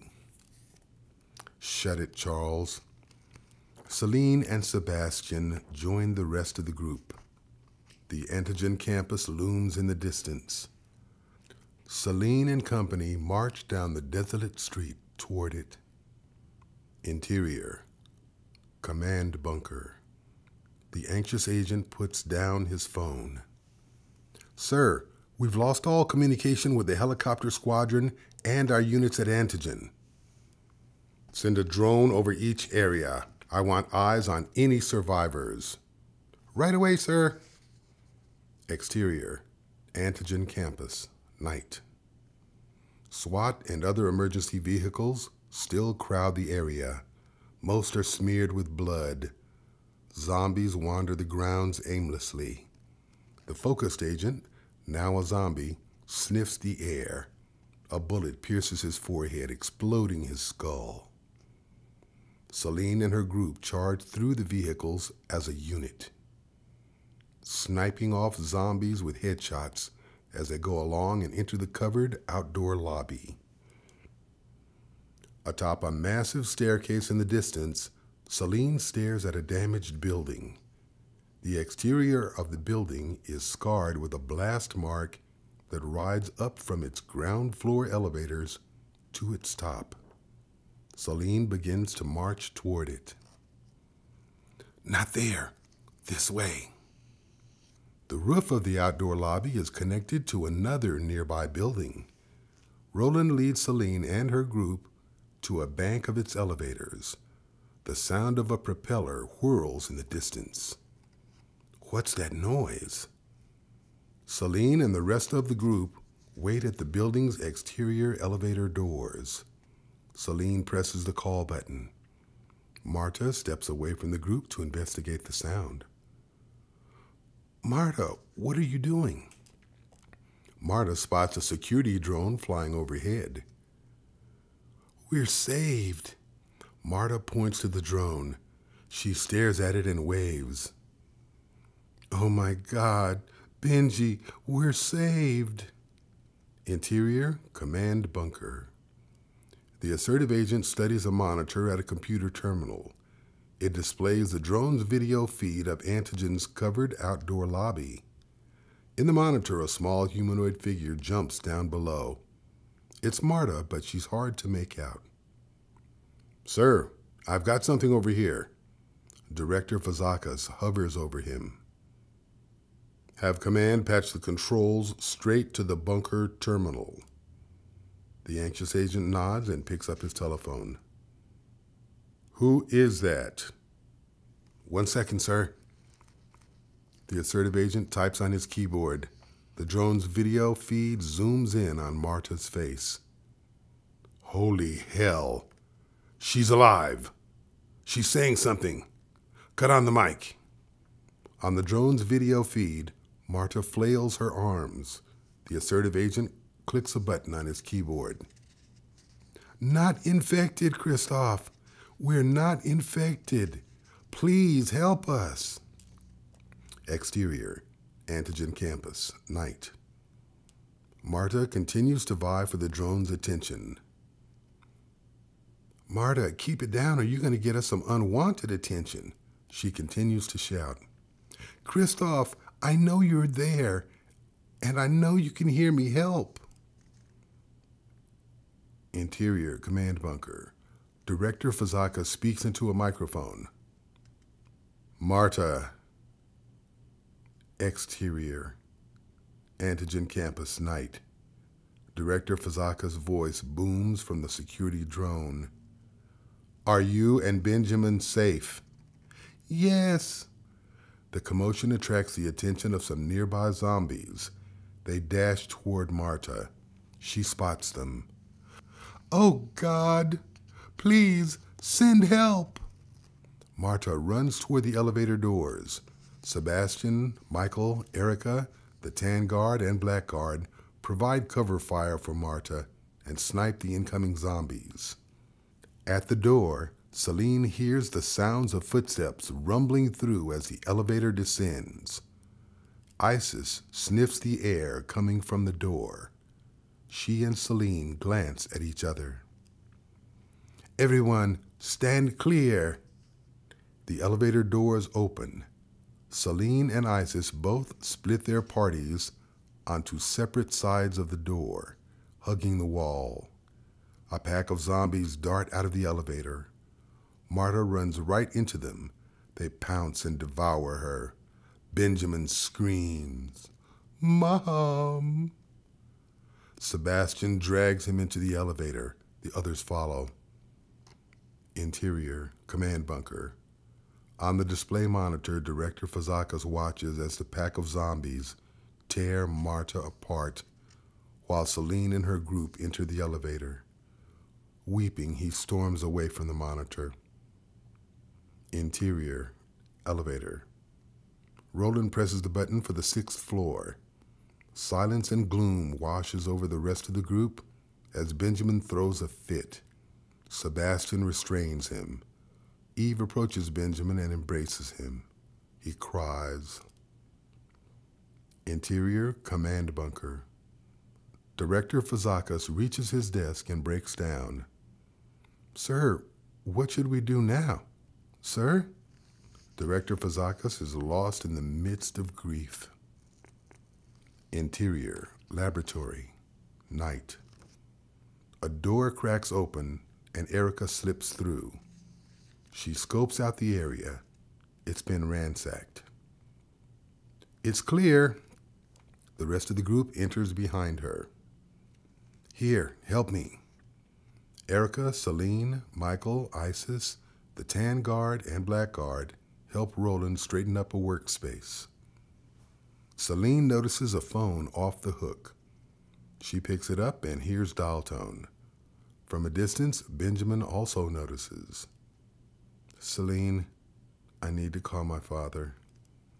Celine gazes at Benjamin. Sebastian and Eve comfort him. Celine makes eye contact with Sebastian. He nods. Benjamin? Celine offers him the phone. Here. Are you sure that's wise? We need any help we can get. But what if he sends reinforcements to exterminate us instead? But his father already knows that we're here, and maybe they're already on their way. If Benjamin talks to him, he can call them off. Precisely, but if he's sending an attack, they don't know where we are in the building. He could trace the call. Yeah, but his forces might be a little preoccupied with zombies out there, don't you think? My dad's not gonna risk attacking you guys with me here. I said I'd help in this, and I plan on keeping my word. But unless my dad knows what's going on, how are we supposed to get the vaccine to him? Silence. Interior, command bunker. Director Fazakas is frozen in silent sorrow. The anxious agent's telephone rings. He answers it. Go ahead, Command. The anxious agent's eyes widen. Setting the phone down, he stares at Director Fazakas. Sir, we have your son on the phone. Director Fazakas snaps out of his daze and rushes over to the phone. The anxious agent presses the speaker button. Intercut, telephone conversation. Hello, Dad? Benji? My God, are you okay? I'm fine, but Dad, I need you to listen to me. The people I'm with aren't bad. They saved me. But I thought you were infected. They said you were infected. They made it up, Dad. It was an excuse so that the ground troops could kill my friends without Mom and I standing in the way. But there's something else more important. There's a scientist here, and he's going to work on a vaccine that will stop the zombies. And once he's done, can you send a unit to airlift us out of here? Benji, there's no one else to send. We're already down 7 units, and the rest are holding the perimeter around the city from those things. Not to mention our squadron's gone, so we have no air support. You're gonna have to commandeer one of the vehicles outside of Antigen. But be careful. Those creatures have an extraordinary sense of smell, especially when it comes to blood. Some of my troops have been using bags of donated plasma from the Red Cross to distract them. That building should have its own blood bank. See if you can get to it. Grab as many bags as you can and use them to clear a path if you guys get bogged down on the road. That gives me an idea. I'll call you back when I have something. Interior, command bunker. Director Fazakas talks on the phone. Okay, but Director Fazakas hears dial tone. Make it quick. Interior, laboratory, night. Benjamin paces. So what did he say? The good news and bad news is no one's coming to get us. We'll have to get to the CDC on our own. But my dad said that there's a blood bank here, and I want to use it to help him out. Dr. Rowland, what floor is it on? 4th floor. But wait, help him out how? What are you planning? After you make the vaccine, what if we use all the blood in that room to attract every zombie in the city here, inside the building, and blow them all to hell, so that no one else has to suffer like my mom did?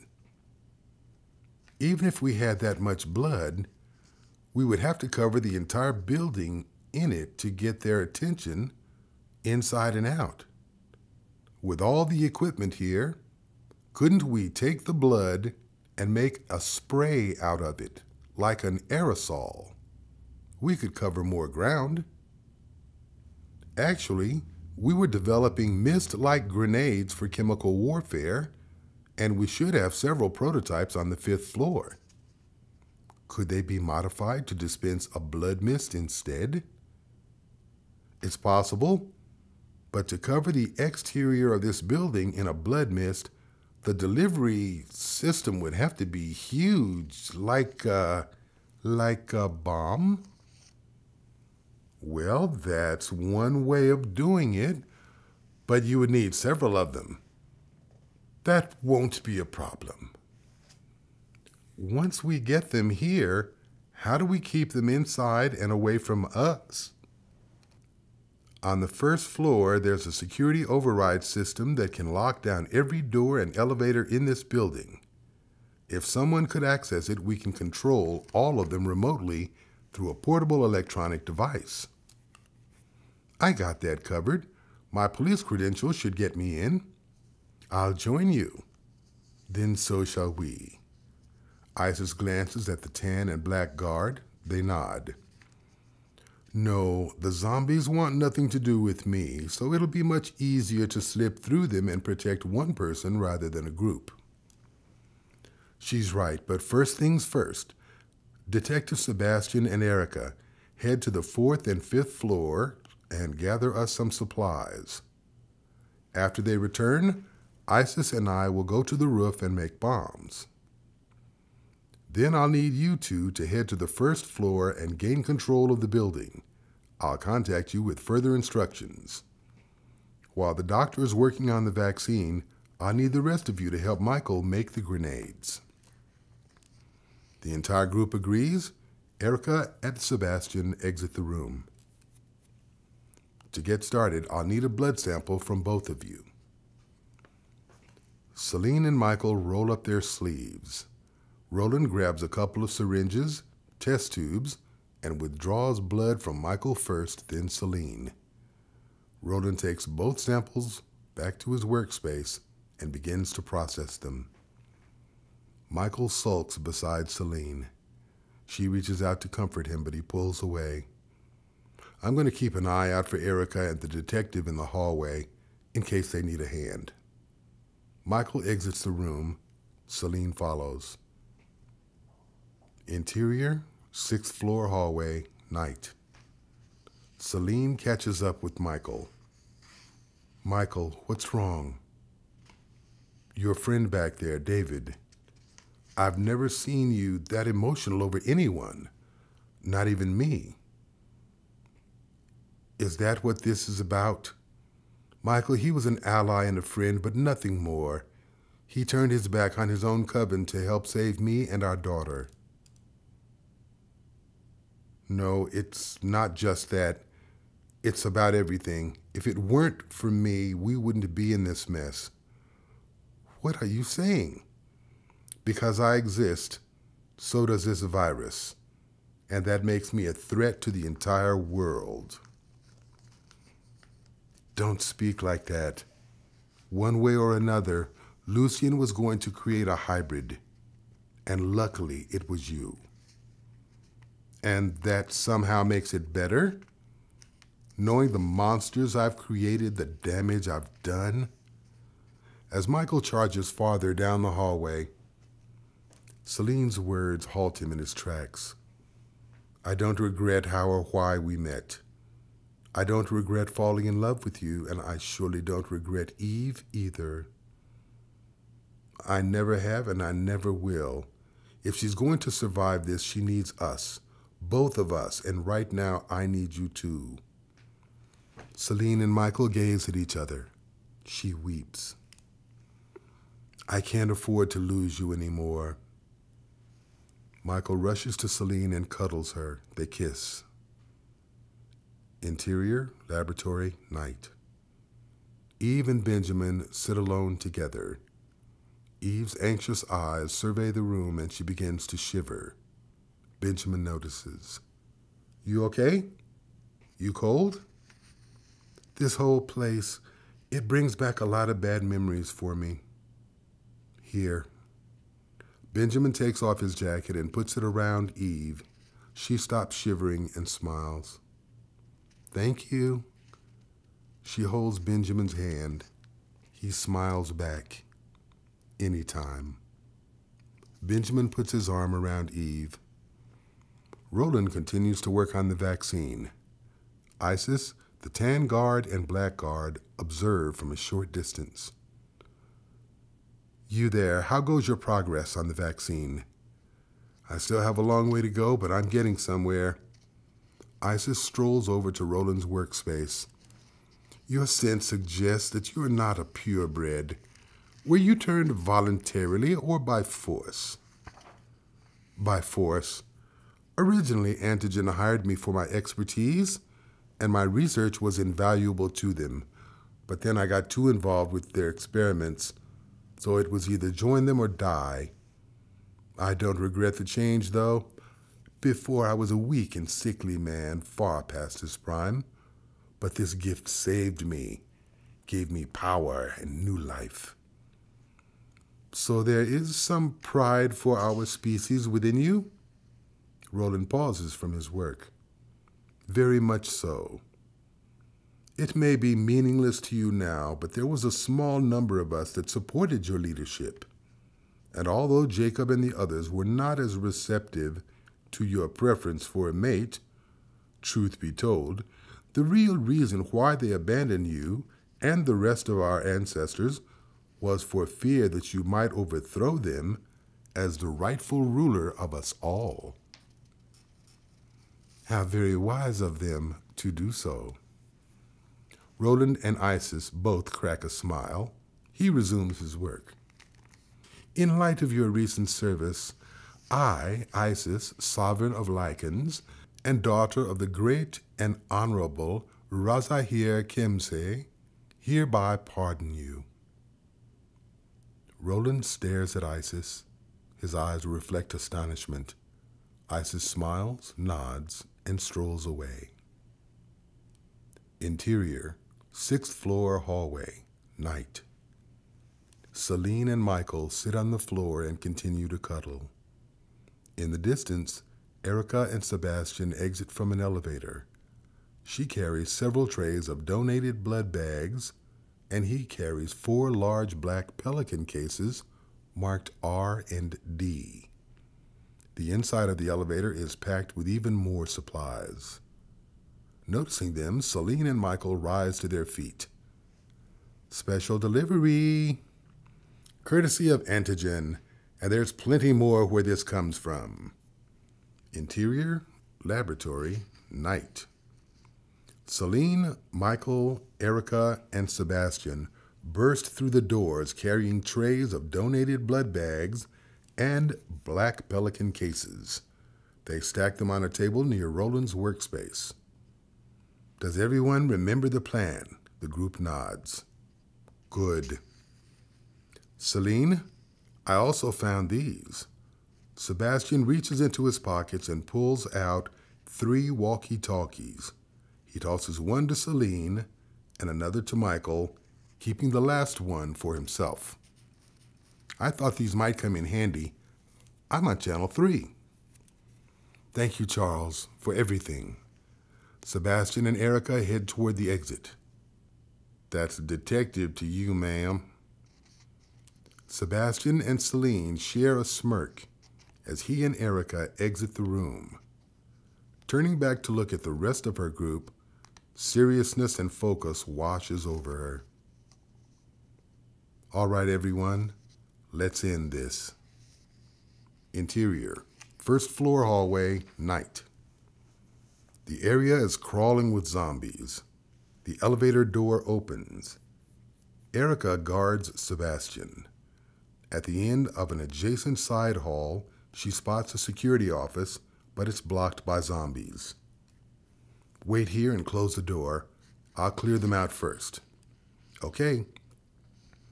Erica creeps out of the elevator. Sebastian closes it behind her. She strolls through the zombies undetected and pulls out her silver-bladed dagger. But first, a bit of business.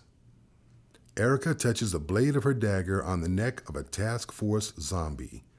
Nothing happens. Human. Erica jabs her dagger into the skull of the task force zombie, killing it instantly. She moves over to an Antigen security zombie and touches her blade against its neck. But again, nothing happens. Human. Stabbing the creature in its temple, Erica kills the Antigen security zombie. She grabs a white lab-coated zombie and touches her blade against its neck. It sizzles the creature's flesh on contact. Lycan. Interior, elevator. Standing poised with an assault rifle, Sebastian beams with anticipation. Knocking sounds pound from outside of the closed door. Erica's muffled voice echoes through. All clear. Sebastian presses a button and the door opens. Erica makes eye contact with him and nods. Sebastian exits. Interior, first floor hallway, night. A dozen motionless zombie carcasses line the floor. Erica leads Sebastian through them toward the security office in the adjacent side hall. As they enter, the door of a nearby room cracks open. In it, the lab-coated zombie munches on bags of donated blood. Exterior, Antigen Lab's rooftop, night.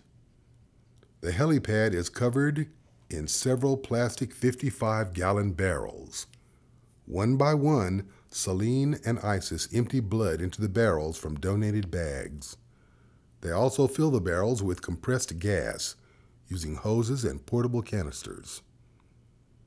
Michael, he is your lover, yes? He is. And the hybrid girl? She is the offspring of this union? Yes. I take it that your own kind did not approve of those circumstances. To be honest, Michael, Eve, and I are probably less popular with vampires than you and your den are. Isis chuckles. I can imagine that a female lichen gaining command of her own den is no small feat.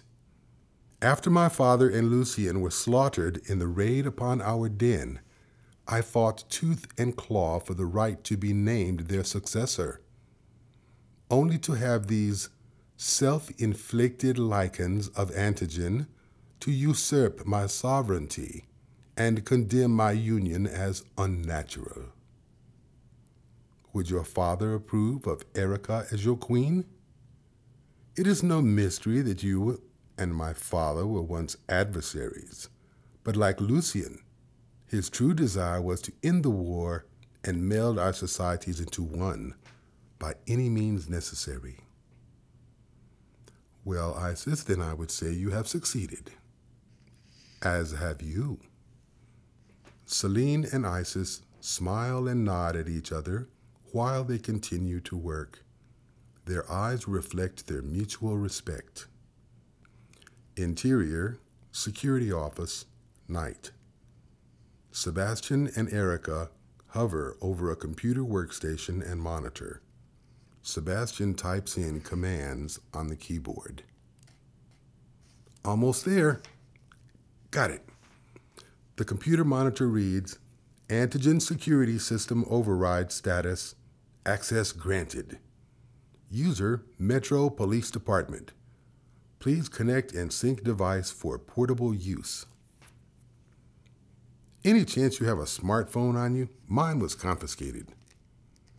Erica sneers at Sebastian. Her eyes reflect irritation. Never mind. Erica digs into her cloak and presents a smartphone. I live in the sewers, detective, not under a rock. Sebastian accepts the phone and connects it to a cord leading to the computer. The phone's display shows an application being downloaded. It finishes. Let's see how this works. Sebastian unplugs the phone from the cord and scrolls its display with his finger. The phone's display shows a graphic user interface that presents a map of the entire building, as well as option buttons for each one of its floors, rooms, doors, and elevators to control. Try to open that door. Erica points to the room's entrance. Sebastian swipes his finger across the phone screen. Okay, first floor, security office. On the phone's display, the security office's front entrance is highlighted on the map, and Sebastian presses a button that says open. The room's front door flies open by itself. Intrigued, Erica grabs the phone. How about this? On the phone's display, Erica brings up an option button that will open all of the building's doors. She presses it. All of the doors in the hallway outside of the room open. Interior, laboratory, night. Michael, Eve, Benjamin, the Tan Guard and Black Guard assemble blood mist grenades as Roland works at his station. The blood mist grenades are two interlocking black plastic cylinders joined together by a metal ring of tiny spray nozzles with a red trigger button at one end. As Michael inserts compartments that contain connecting blood and compressed gas cartridges into the opposite ends of the grenades, the room's doors fly open. Michael and the others flinch as his walkie-talkie buzzes. "Sorry about that. That was us." Michael and the others continue their work. Interior, security office, night. Sebastian lowers his walkie-talkie and glares at Erica. She taps a button on the phone's display that reads, "Close all doors." The echo of doors slamming shut stem from outside. "Really?" Sebastian's walkie-talkie buzzes. Intercut walkie-talkie conversation. "I see that you've made some progress, Detective." "Yeah, we've got control of the building. How's your end coming?" "We have a couple more barrels to go. See anything interesting on the security cameras lately?" "Everything's clear except for the second and third floors, but Erica and I should be able to handle that.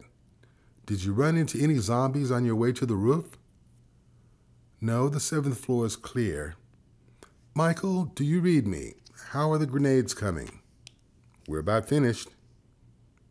"How's Dr. Rowland doing?" "Good, but he still needs more time." "Detective Sebastian, you and Erica go ahead and clear out the 2nd and 3rd floors, then let's rendezvous back at the 6th floor and go from there." Interior, security office, night. Sebastian talks on his walkie-talkie. "All right, we'll work our way up." Sebastian glances at Erica. She nods. With the walkie-talkie in one hand and his assault rifle in the other, he storms out of the room. Erica follows behind him. Interior, 1st floor hallway, night.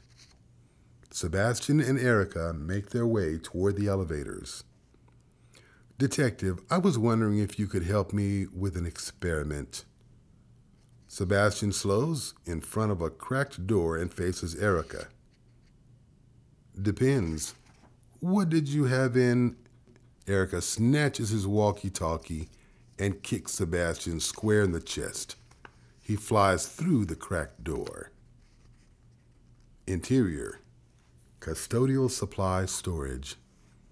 Sebastian hits the ground and skids across the floor, landing near the lab-coated zombie. The room is medium-sized, windowless with a couple of vents, and only has one exit. Erica stands in the doorway. She draws her sidearm and fires 3 mini syringe-like bullets into the lab-coated zombie's body. As Sebastian scrambles to stand, the lab-coated zombie's shadow grows and stretches over him. The sound of lichen growls and snarls emanate from the shadow.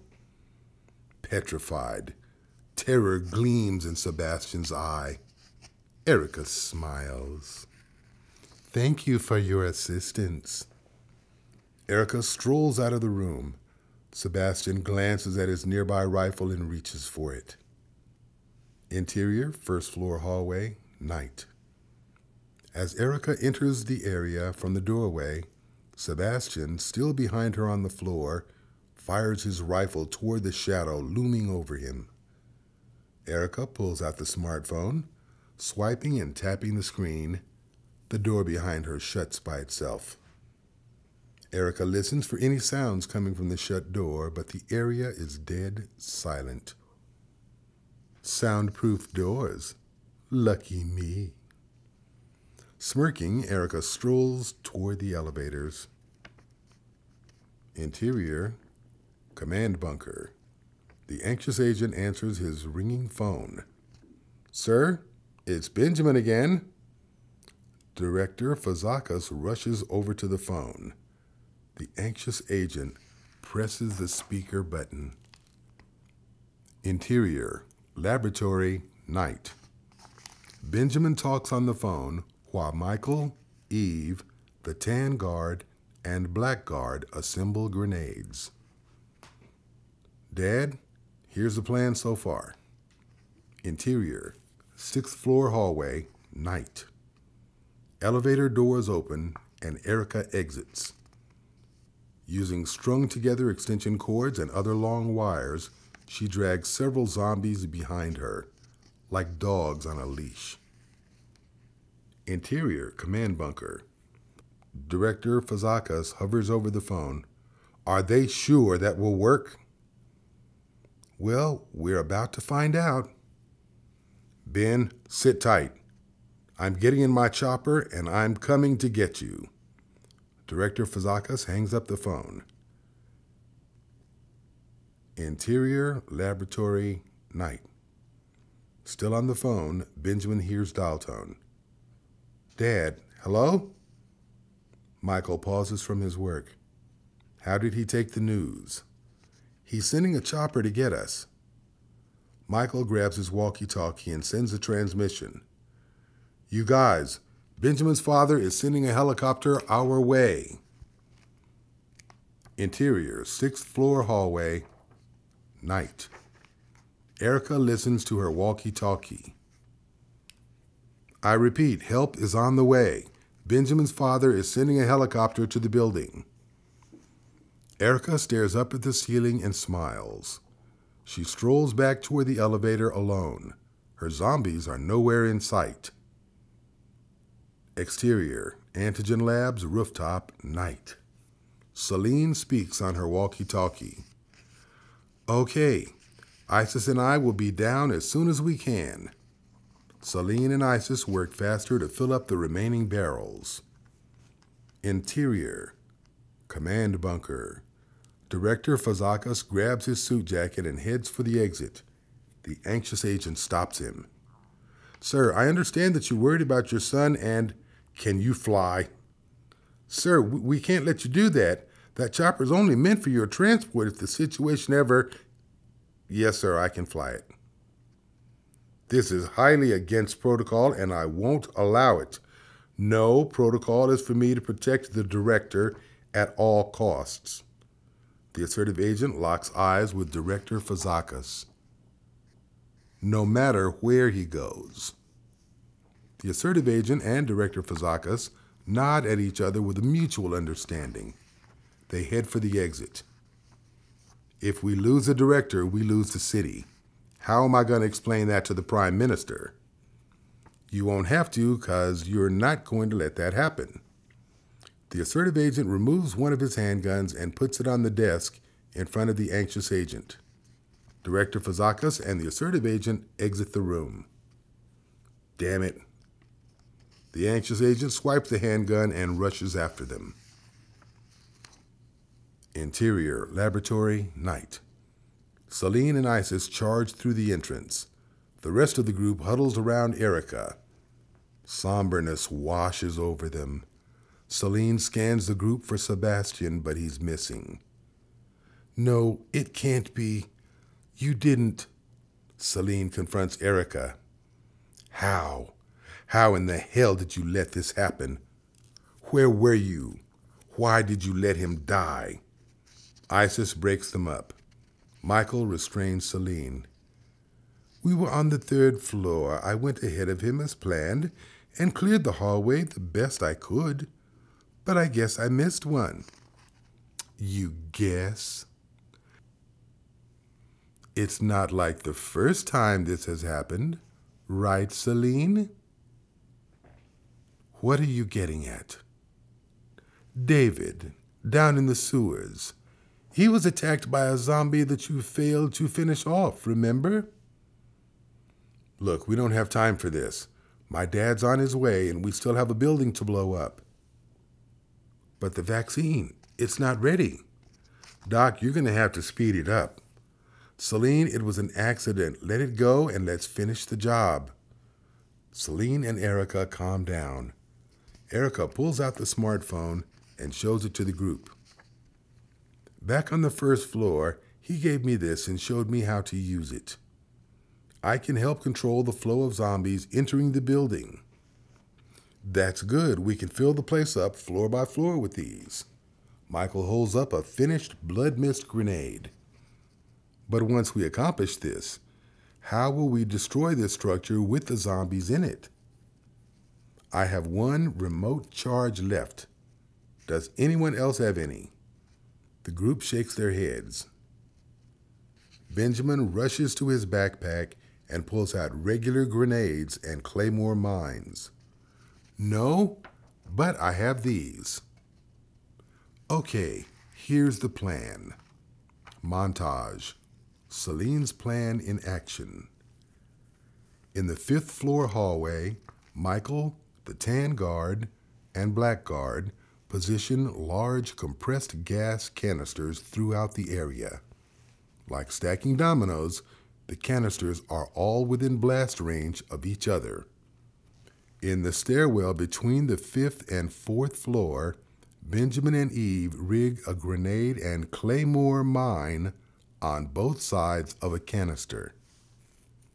In the 4th floor hallway, Celine, Isis, and Erica also position canisters throughout the area. On the Antigen lab's rooftop, Isis grabs and tosses the filled barrels over each side of the building. While still in the air, Celine shoots the barrels with her rifle, and they explode, surrounding the building in a red mist.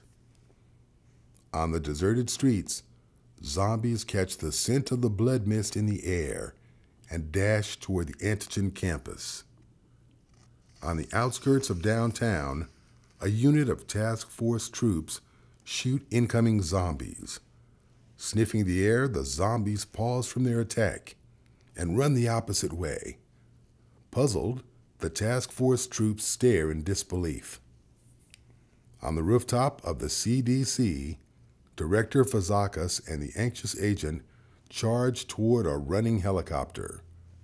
Already on board, the assertive agent pilots and gives them a thumbs up. Before they board, an excited Agent 33 yells to them, "Sir, it's working. Whatever your son is doing, it's working. The infected are retreating to Antigen." Director Fazakas nods. He and the anxious agent board the helicopter. It takes off. End of montage. Exterior. Antigen Lab's rooftop, night. Out of barrels, Celine and Isis survey the waves of zombies heading for the building. Celine uses her walkie-talkie. "Michael, it looks like they got the message. Time to let them in." Interior, 1st floor hallway, night. Michael rigs a remote charge to a canister near the bank of elevators. He grabs his walkie-talkie and responds. "Okay, here we go." Like the other floors, gas canisters are strategically positioned throughout the area. Michael carries Benjamin's backpack. It's stuffed with blood mist grenades. Erica, the tan guard, and black guard stand behind him, armed as well. Michael makes eye contact with Erica. "I'm ready." Using the smartphone, Erica opens all but one of the elevator doors. They are connected to the outside, covered outdoor lobby. Zombies pour their way through. Michael quickly arms and tosses blood mist grenades into each side hall and open door down the main hallway. The grenades detonate and release a steady stream of red mist. Packs of zombies follow after each grenade thrown. As the open rooms and hallways fill up, Michael and his group retreat their way up the stairs. The zombies follow. Interior, 2nd floor hallway, night.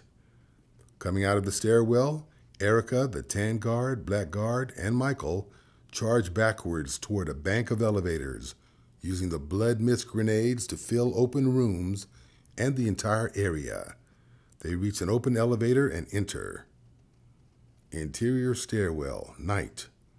Celine and Isis pop out of the 3rd floor doorway and toss blood mist grenades down below toward the second-floor entrance. The grenades detonate, and the flow of incoming zombies move up the stairs towards Celine and Isis. Interior, 4th floor hallway, night.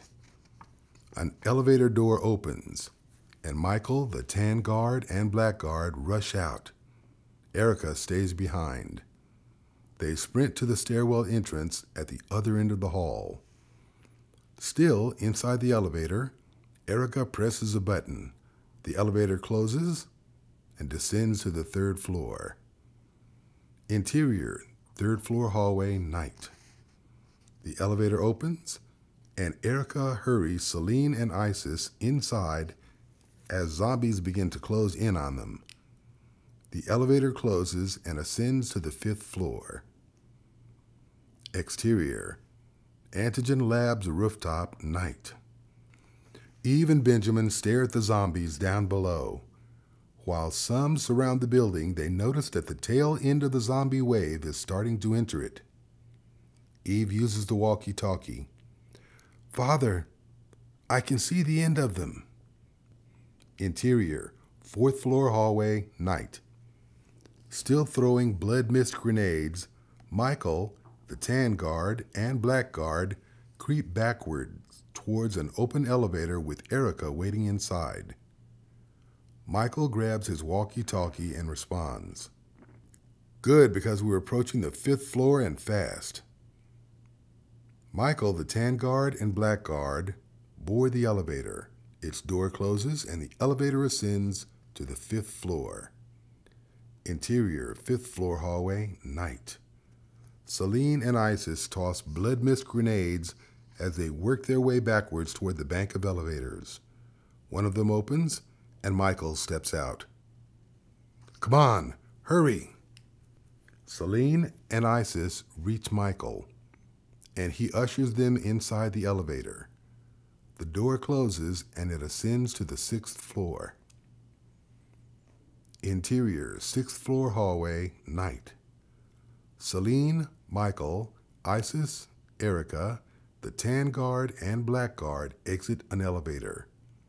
At the other end of the hall, the laboratory doors burst open. Eve and Benjamin come rushing out, their eyes light up. "What is it?" Roland enters the area behind Eve and Benjamin. In his hand, he holds the vaccine. "It's ready."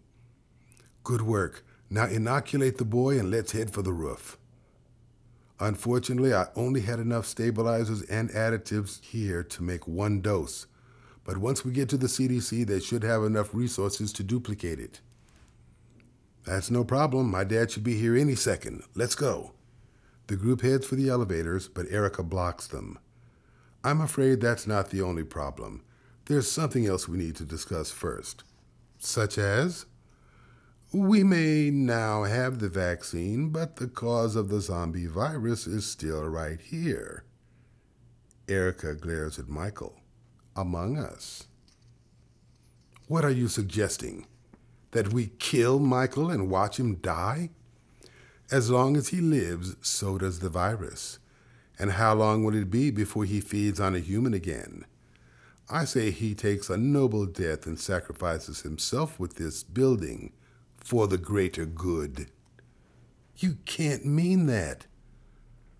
"My love, shall we put it to a vote?" "This is ridiculous, Isis.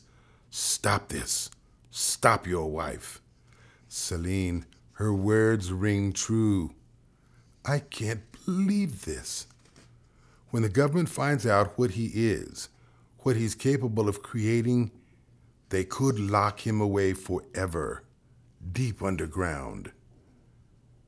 "And that's a better alternative for him?" "Or they might turn him into some sort of weapon. Either that or exterminate him on sight once he is discovered. No one will lay a hand on Michael, and that's final." "Celine, what if they're right?" "Michael, no. Father." "What if this is the best way?" "No, you can't. I won't let you. It's not your choice to make. Celine weeps.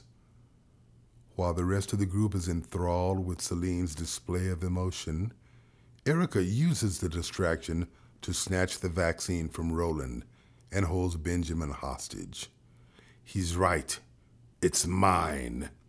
Using Benjamin as a shield, Erica pulls out a pistol and fires several shots into Roland's chest. He collapses. Tossing the pistol aside, Erica pulls out the smartphone. The remote detonator. Hand it over. Celine removes the remote detonator from her tactical vest and slides it across the floor to Erica's feet. Still holding Benjamin hostage, she bends down and retrieves it. Erica, what is the meaning of this? I loved you, gave you everything, made you my queen. Yes, queen of the dogs.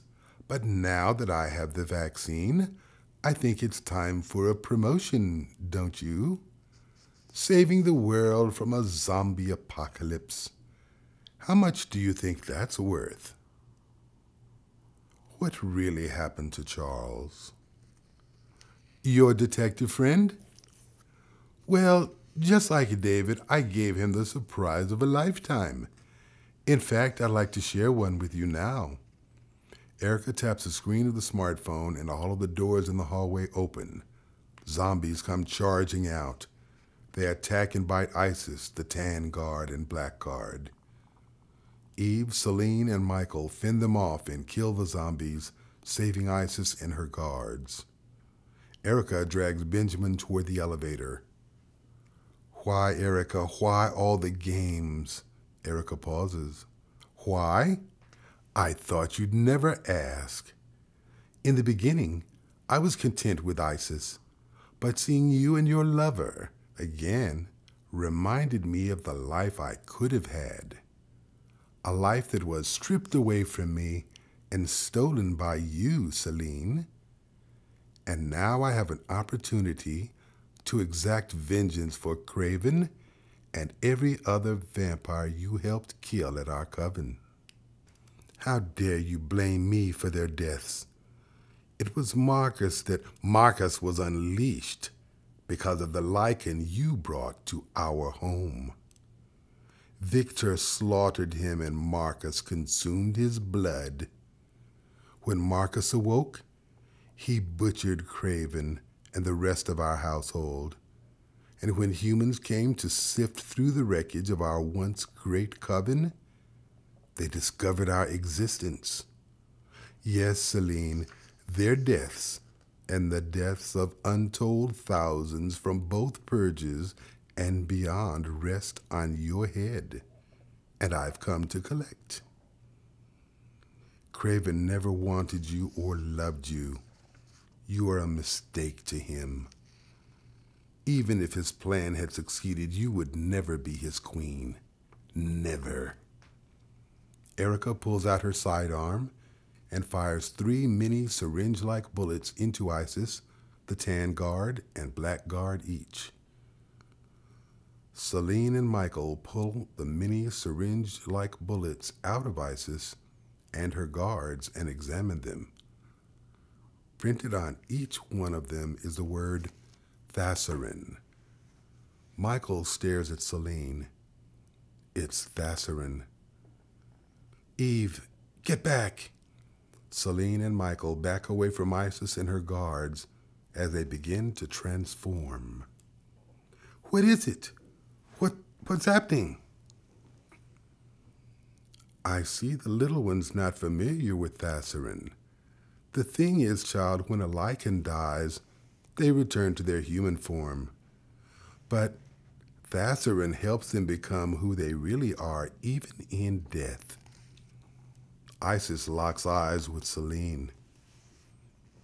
Celine, run!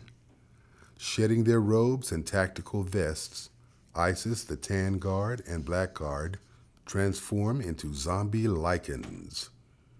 Gigantic like William Corvinus before them, they tower over Celine, Michael, and Eve. All three of them have pure white eyes and rotted skin with patches of missing fur. Well, Celine, it was nice seeing you again. But as you know, we're expecting a ride, so Benjamin and I must be going. Farewell. Erica and Benjamin enter an elevator. The door closes and it ascends to the 7th floor. The zombie lichens circle Celine, Michael, and Eve. Celine, go get her. We'll hold them off. Celine nods. She slides past a zombie lichen and runs for the stairwell entrance. The door closes by itself. Celine kicks it, but it won't budge.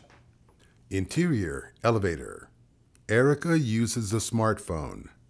On the phone's display, she taps option buttons to lock all of the doors on the 6th floor.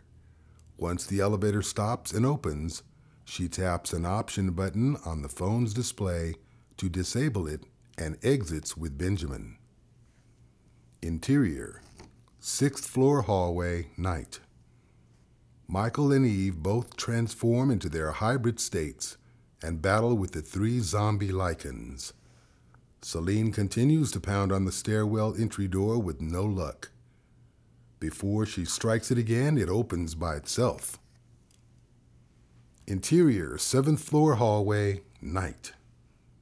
As Erica drags Benjamin toward the stairwell, all of the doors in the area open and zombies pour out. Tapping on the smartphone, Erica notices that it no longer responds to her commands. The phone's display reads override canceled. Interior, custodial supply storage. With its head exploded, a motionless zombie lichen lies in a pool of its own black blood. Popped and melted bags of donated blood, a rifle, handgun, and smashed-in air vent grill also lie beside the creature. A trail of black blood leads to an open air duct on the wall. Interior, security office, night.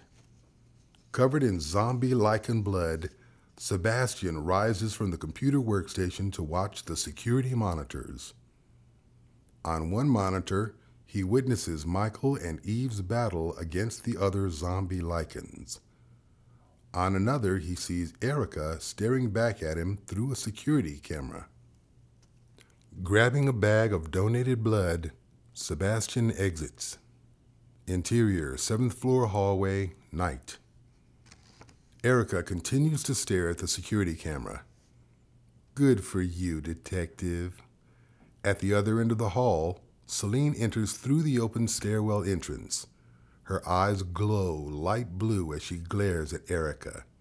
Erica smirks in return. A dozen zombies wander between the two of them. Celine rushes through the zombies, smashing their skulls with a series of kicks, punches, and slams to the wall and floor. While using Benjamin as a shield, Erica strikes him on the back of the head, rendering him unconscious. I'm done babysitting. Why don't I let them play with the brat? Erica tosses Benjamin's unconscious body into a pack of remaining zombies. One of them bites into him. Celine dashes to Benjamin's aid and fends off the zombies. She shoves his body away from the zombies, sliding him further down the hall. Erica uses the distraction to deliver a flip kick to Celine's face, knocking her flat on her back. The remaining zombies turn their attention to Celine and attack. She struggles to fend them off. Erica pushes the zombies aside, jumps on top of Celine, and beats her. Interior, 6th floor hallway, night. 2 zombie lichens gang up on Michael. He slashes them with his claws, but they show no reaction to pain. One zombie lichen locks claws with Michael. As they struggle to overpower each other, the second zombie lichen slashes Michael. Eve runs to Michael's aid, but is swiped by the third zombie lichen's claws and sent flying toward the bank of elevators before she can reach him. The third zombie lichen joins the other two, and they bite into Michael from all sides. He yells in agony. Interior, 7th floor hallway, night. Erica continues to beat Celine and laughs. Exhausted, she removes herself from Celine and lets the zombies take over. They cover Celine and claw into her. She yells in agony. Erica collects her bearing and strolls around Celine and the zombies toward the stairwell entrance. Interior, 6th floor hallway, night. As Eve collects her bearing and rises to her feet, an elevator door opens behind her. Sebastian charges out with a bag of donated blood in his hand. "Stay back. I got this." Sebastian spots a torn tactical vest on the ground. He runs to it and scoops it up, removing a regular grenade from one of its pouches. He pulls out a knife, opens the bag of blood, and stuffs the grenade inside. "Hey, over here!" One of the zombie lichens catches the scent of the blood bag and gallops towards Sebastian with its mouth open. Still inside the blood bag, Sebastian pulls the grenade's pin and throws it into the zombie lichen's mouth. It explodes and blasts the creature's head off. In the distance ahead, the remaining zombie lichens have Michael pinned down and savagely attack him. Sebastian readies his knife and makes eye contact with Eve. "Give me a boost on its back." Eve nods. Using her superhuman strength, she launches Sebastian in the air. He lands on the back of one of the zombie lichens and stabs it in the skull until it falls. Eve dashes to the last zombie lichen and climbs its back. She digs her claws into the rotted skin of the creature's neck and yanks out part of its spine with the skull attached. Interior, 7th floor hallway, night. While still being bogged down by zombies, Celine slips 2 hidden daggers from her boots. One by one, she jabs the remaining zombies in their skulls, killing them all. Celine throws one of her daggers into Erica's Achilles tendon. Erica stumbles. On her feet, Celine sprints to Erica, stabs her in the back of the neck with her other dagger, grabs her by the shoulders, and knees her in the back so hard that Erica's spine snaps. Before Erica falls to the ground, Celine delivers a final kick to the back of her head that sends Erica flying down the hall and into the stairwell. The vaccine falls out of Erica's cloak. Celine scoops it up. Interior stairwell, night. Partially paralyzed, Erica lies on her chest in front of some railing. Down below her, she notices a pit of zombies on the 1st floor. She reaches inside a pouch on her tactical vest and removes a remote detonator. Celine approaches. "I'll admit it, Celine. You've always been stronger, but I've always been smarter." As Celine flips Erica over onto her back, Erica tosses the remote detonator through the railing. It falls down below into the pit of zombies. Celine's eyes reflect despair. "Oops." Celine's despair turns into rage. She peeks at the pit of zombies on the 1st floor below. "Looks like you dropped something."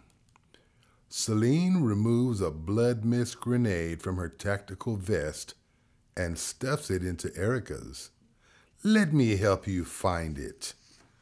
Celine activates the blood mist grenade and hurls Erica's body over the railing. Covered in a red mist, Erica screams as she falls into the pit of zombies. In a frenzy, they eat her alive. Access from the 5th floor to the 6th is blocked by several large compressed gas canisters. Zombies crowd behind them. Above Celine, The sound of whipping helicopter blades blare out of the closed roof access door. At the other end of the hallway, behind Celine, an elevator opens in the distance. Celine notices and heads to it. Interior, 7th floor hallway, night. Back in their human forms, Eve helps a battered Michael exit the elevator. Wounded but still alive, Roland is helped by Sebastian. Eve spots Benjamin's lifeless body. No! Eve leaves Michael's side and runs to Benjamin. Benjamin, wake up, please! Benjamin's eyes open. Dying, he stares into Eve's eyes. No, fight it! Celine reaches the rest of the group. They crowd around Eve and Benjamin. Celine pulls out the vaccine. Will this save him? No, it only works if you take it before you're infected. Eve cries. But there may be another way. What is it? Feed him your blood. What? You can't be serious. Your blood is pure enough with the Corvinus strain that it could throw the zombie virus out of balance and overpower it. What will he become? He won't be human anymore, but it might save his life. Celine hesitates. Mother, please. Hurry, Celine, before the change becomes permanent. Celine kneels down over Benjamin, bites her wrist, and pours the oozing blood into his mouth and on his zombie bite wound. Benjamin's eyes first turn black, but then light blue irises form inside. His wounds heal and he gasps. Benjamin's eyes return to normal and he sits up. Benjamin! Eve embraces Benjamin. At the other end of the hall, the assertive agent, anxious agent, and Director Fazakas come charging through the stairwell entrance. Benjamin rises to his feet. Both agents draw their handguns and aim at Celine and the others as they approach. Benjamin shields them. Benji, get away from them. Either my friends are coming with me or I'm not coming at all. Have any of them been bitten or infected by the creatures outside? No, they haven't. The anxious agent points his gun at Sebastian. What about him? He's covered in their blood. Sebastian raises his hands. Look, I'm not infected. I use the zombie blood to mask my scent so I could get through them undetected. Director Fazakas lowers the agent's guns. Okay, I believe you. Come on, everybody, let's go. Except for Celine, the group heads for the stairwell. Wait, the group pauses. The remote detonator for the bombs, it's gone. Is there a backup plan? Celine's regretful eyes stare at Director Fazakas. Yes. Celine glances at the anxious agent, his gun, and nods. He tosses the gun to her. Eve panics. Wait, no, you can't. Eve runs to Celine and hugs her. Celine returns her embrace. I love you. I always will. Sebastian, Benjamin, Roland, and Michael approach them. While still being held by Eve, Celine removes the vaccine from her tactical vest and hands it to Sebastian. He nods and accepts it. Celine returns her gaze to Eve, but this is the only way. Celine stares at Sebastian and Benjamin. Take her. Sebastian, Benjamin, and Roland pull Eve off of Celine. Restraining her, they drag Eve behind Director Fazakas, the assertive agent, and anxious agent, as they all head down the hall toward the stairwell entrance. Eve screams. Michael stands beside Celine. Their mournful eyes and stern faces watch as the others exit. Celine turns to Michael. Go with them. You don't have to. No. I'm with you until the end. Let's finish this together. Exterior, Antigen Labs rooftop, day. The dawning sun shines on the horizon. Still screaming, Eve is pulled aboard the helicopter by the rest of the group. Interior, elevator. The door closes. Celine and Michael stand together. Their sorrowful eyes meet as they hold hands. Exterior, Antigen Labs rooftop, day. The helicopter takes off and leaves the area. The others still restrain Eve as she screams. Interior, elevator. Still gazing at each other, Celine and Michael kiss. Interior, helicopter, moving, day. Eve cries as she watches the distance grow between her and the building. Zombies still swarm around it. Interior, elevator. As Celine and Michael continue to kiss, the doors open. Right outside them in the first floor hallway is a large compressed gas canister with a remote charge rigged to it. Celine and Michael pause from kissing as she raises her gun and aims it at the charge. Michael cups his hand around Celine's, helping her cradle the gun. Tears flow as they lock eyes and resume kissing. Interior, first floor hallway, day. With their elevator door open, Celine and Michael continue to kiss and aim the gun at the rigged canister. Zombies continue to stampede inside from the other open elevators that are connected to the outdoor covered lobby. Interior elevator. Celine pulls the trigger on her gun. A blinding white flash envelops them in its light as they continue to kiss. Interior, first floor hallway, day. Celine, Michael, the zombies, and the surrounding area disappear into the blinding flash of white light. Interior, helicopter, moving, day.